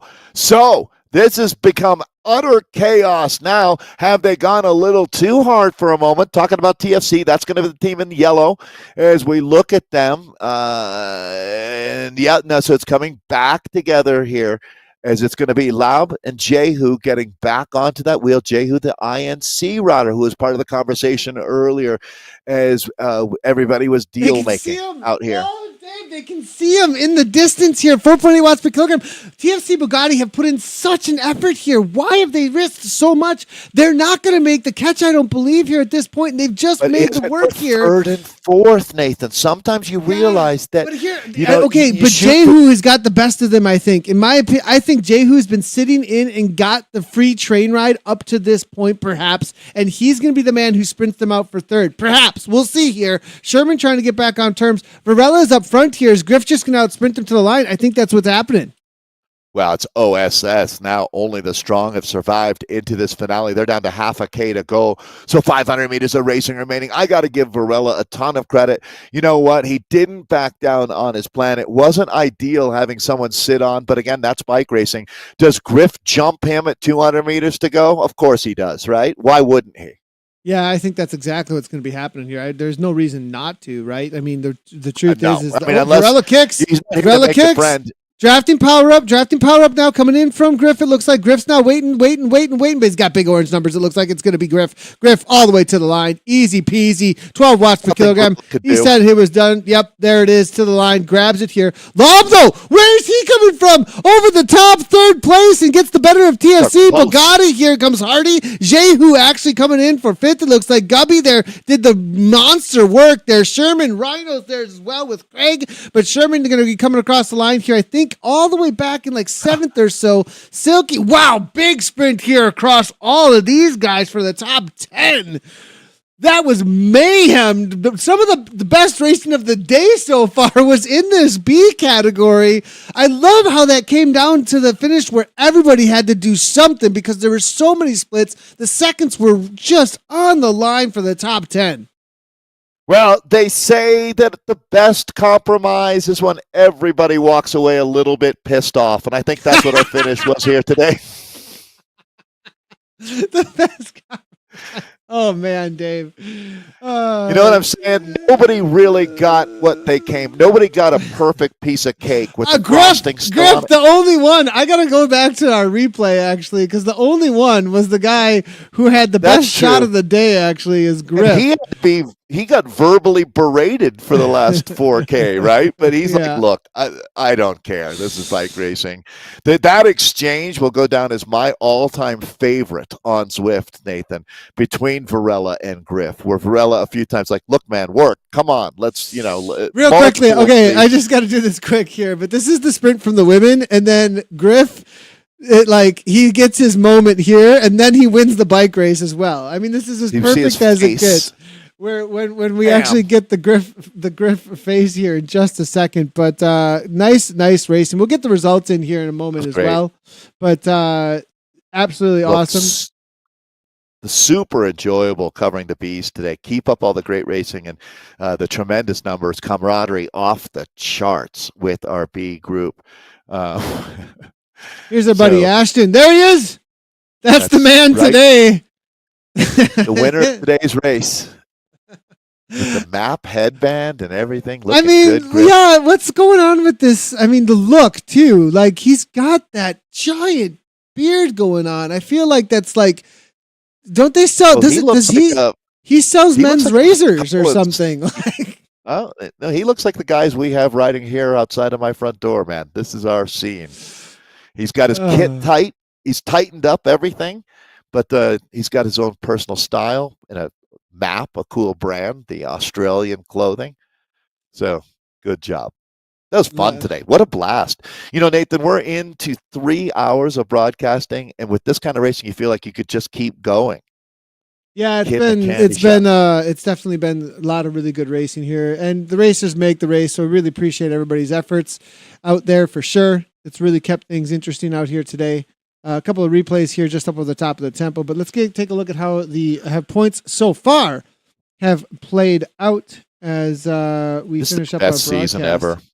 It really is. Best season that we've had. There's no doubt. I even think much better than our next best season. So great job, everybody. We're going to jump across to our B category for the points so far. Now, I think there's still going to be a few Bs out there right now, so there's still going to be some updates coming in with 10. these. But look at Lee Griffiths, though. Look at that point differentiation. This guy, like he said, my job is done. Well, finish line points as well on top of it. He beats most teams all by himself with 119. But Bugatti, really?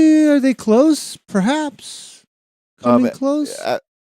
Bugatti are 90, 100, almost 100 points for Bugatti. So he still beats out Bugatti, but I'm not seeing any WLC on that screen, which is that's truly the ride of the day is going to be Griff there. So Wahooligans, 119 points. I thought when Joanne Ernst, I think she had 103, and I thought, my God, no one could have more than that. Well, there you go, Griff. Lee Griffiths has unlocked legend status.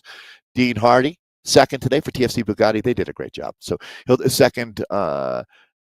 So this is going to be. It is Griff winning the day and total points. Now I'm just looking at total points from here on in. This was not their stage finish. Nope, you're correct. So 100%. Yep, 67 points for Dean Hardy, second most points. 66 is third most points there for HTLT rider Mason Lau. It's going to be Luis Varela, second on the day. F Cancer team, 51 points, 39 points for both Christopher Jehu and Matt Silk. Christopher riding for the INC Aliens, as does Matt. Then you got David Hawking of HTLT, 36 points for Dave. Richard Gubby, 8th place today with 33 points, 30 points for Jamie McCarthy. He's an ART rider, the ART Neutrons. And then Dominic Sherman, 4-star Sirius, 27 points in 10th on point. Nice job. Nice job. Now, so big broadcast out here today, Dave. I think we've been, we got started a little, we got started a little bit late even, Dave. And I think we've been live for, start. Yeah. I mean, we live for almost 3 hours and 42 minutes. Is that right? Holy, 2:45. 2:45. Yeah. So long, awesome broadcast. I only ate half a banana the whole broadcast. It's disappearing as well there from the green screen. I love it. Well, hey everybody, we really appreciate everybody jumping in for in the chat and hanging out with us for the B categories out here today. Zwift Racing League race number 5. We still have more broadcasts to come later today for the Americas. We'll be in with the Bs there for the Americas East Women Division 1 Bs and the Division 1 Bs for the Americas East Open. So you can definitely check out that broadcast later today. That's already scheduled. Again, just as a reminder for everybody, ZwiftCommunityLive.com is where you can find all the information about what we're covering every week.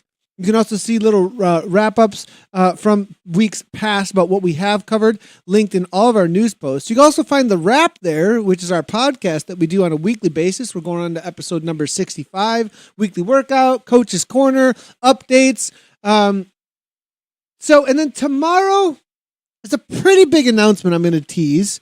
If you're looking to get into virtual cycling, make sure to show up for tomorrow's SCR broadcast. At the start of the broadcast, we'll have a pretty big, awesome announcement about some new things coming from Zwift. So be on the watch out for that. Dave doesn't know what I'm talking about. I'll give him the inside scoop here pretty quick. But we still got Americas tomorrow, later tonight, everybody. We're looking forward to broadcasting that for you. Appreciate everybody hanging out with us. We've been live on Twitch, YouTube, Facebook, and Twitter. Dave, go ahead.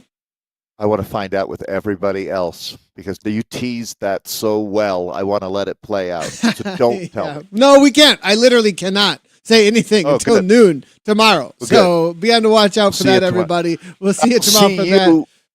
In a few hours. In a few hours, yep, for Americas. But again, we're live on Twitch, YouTube, Facebook, and Twitter. Go ahead and hit that follow button, the like, the subscribe, comment, do all that cool stuff on whatever platform that you like following us on. It helps the broadcast out a ton. And for all the rest of the results that we haven't shown you on broadcast, head over to WTRL.racing. Huge thanks for them for hosting this and putting this on Zwift. Thanks everybody for tuning in. And from Dave and I, as always, ride on. We'll talk to you later.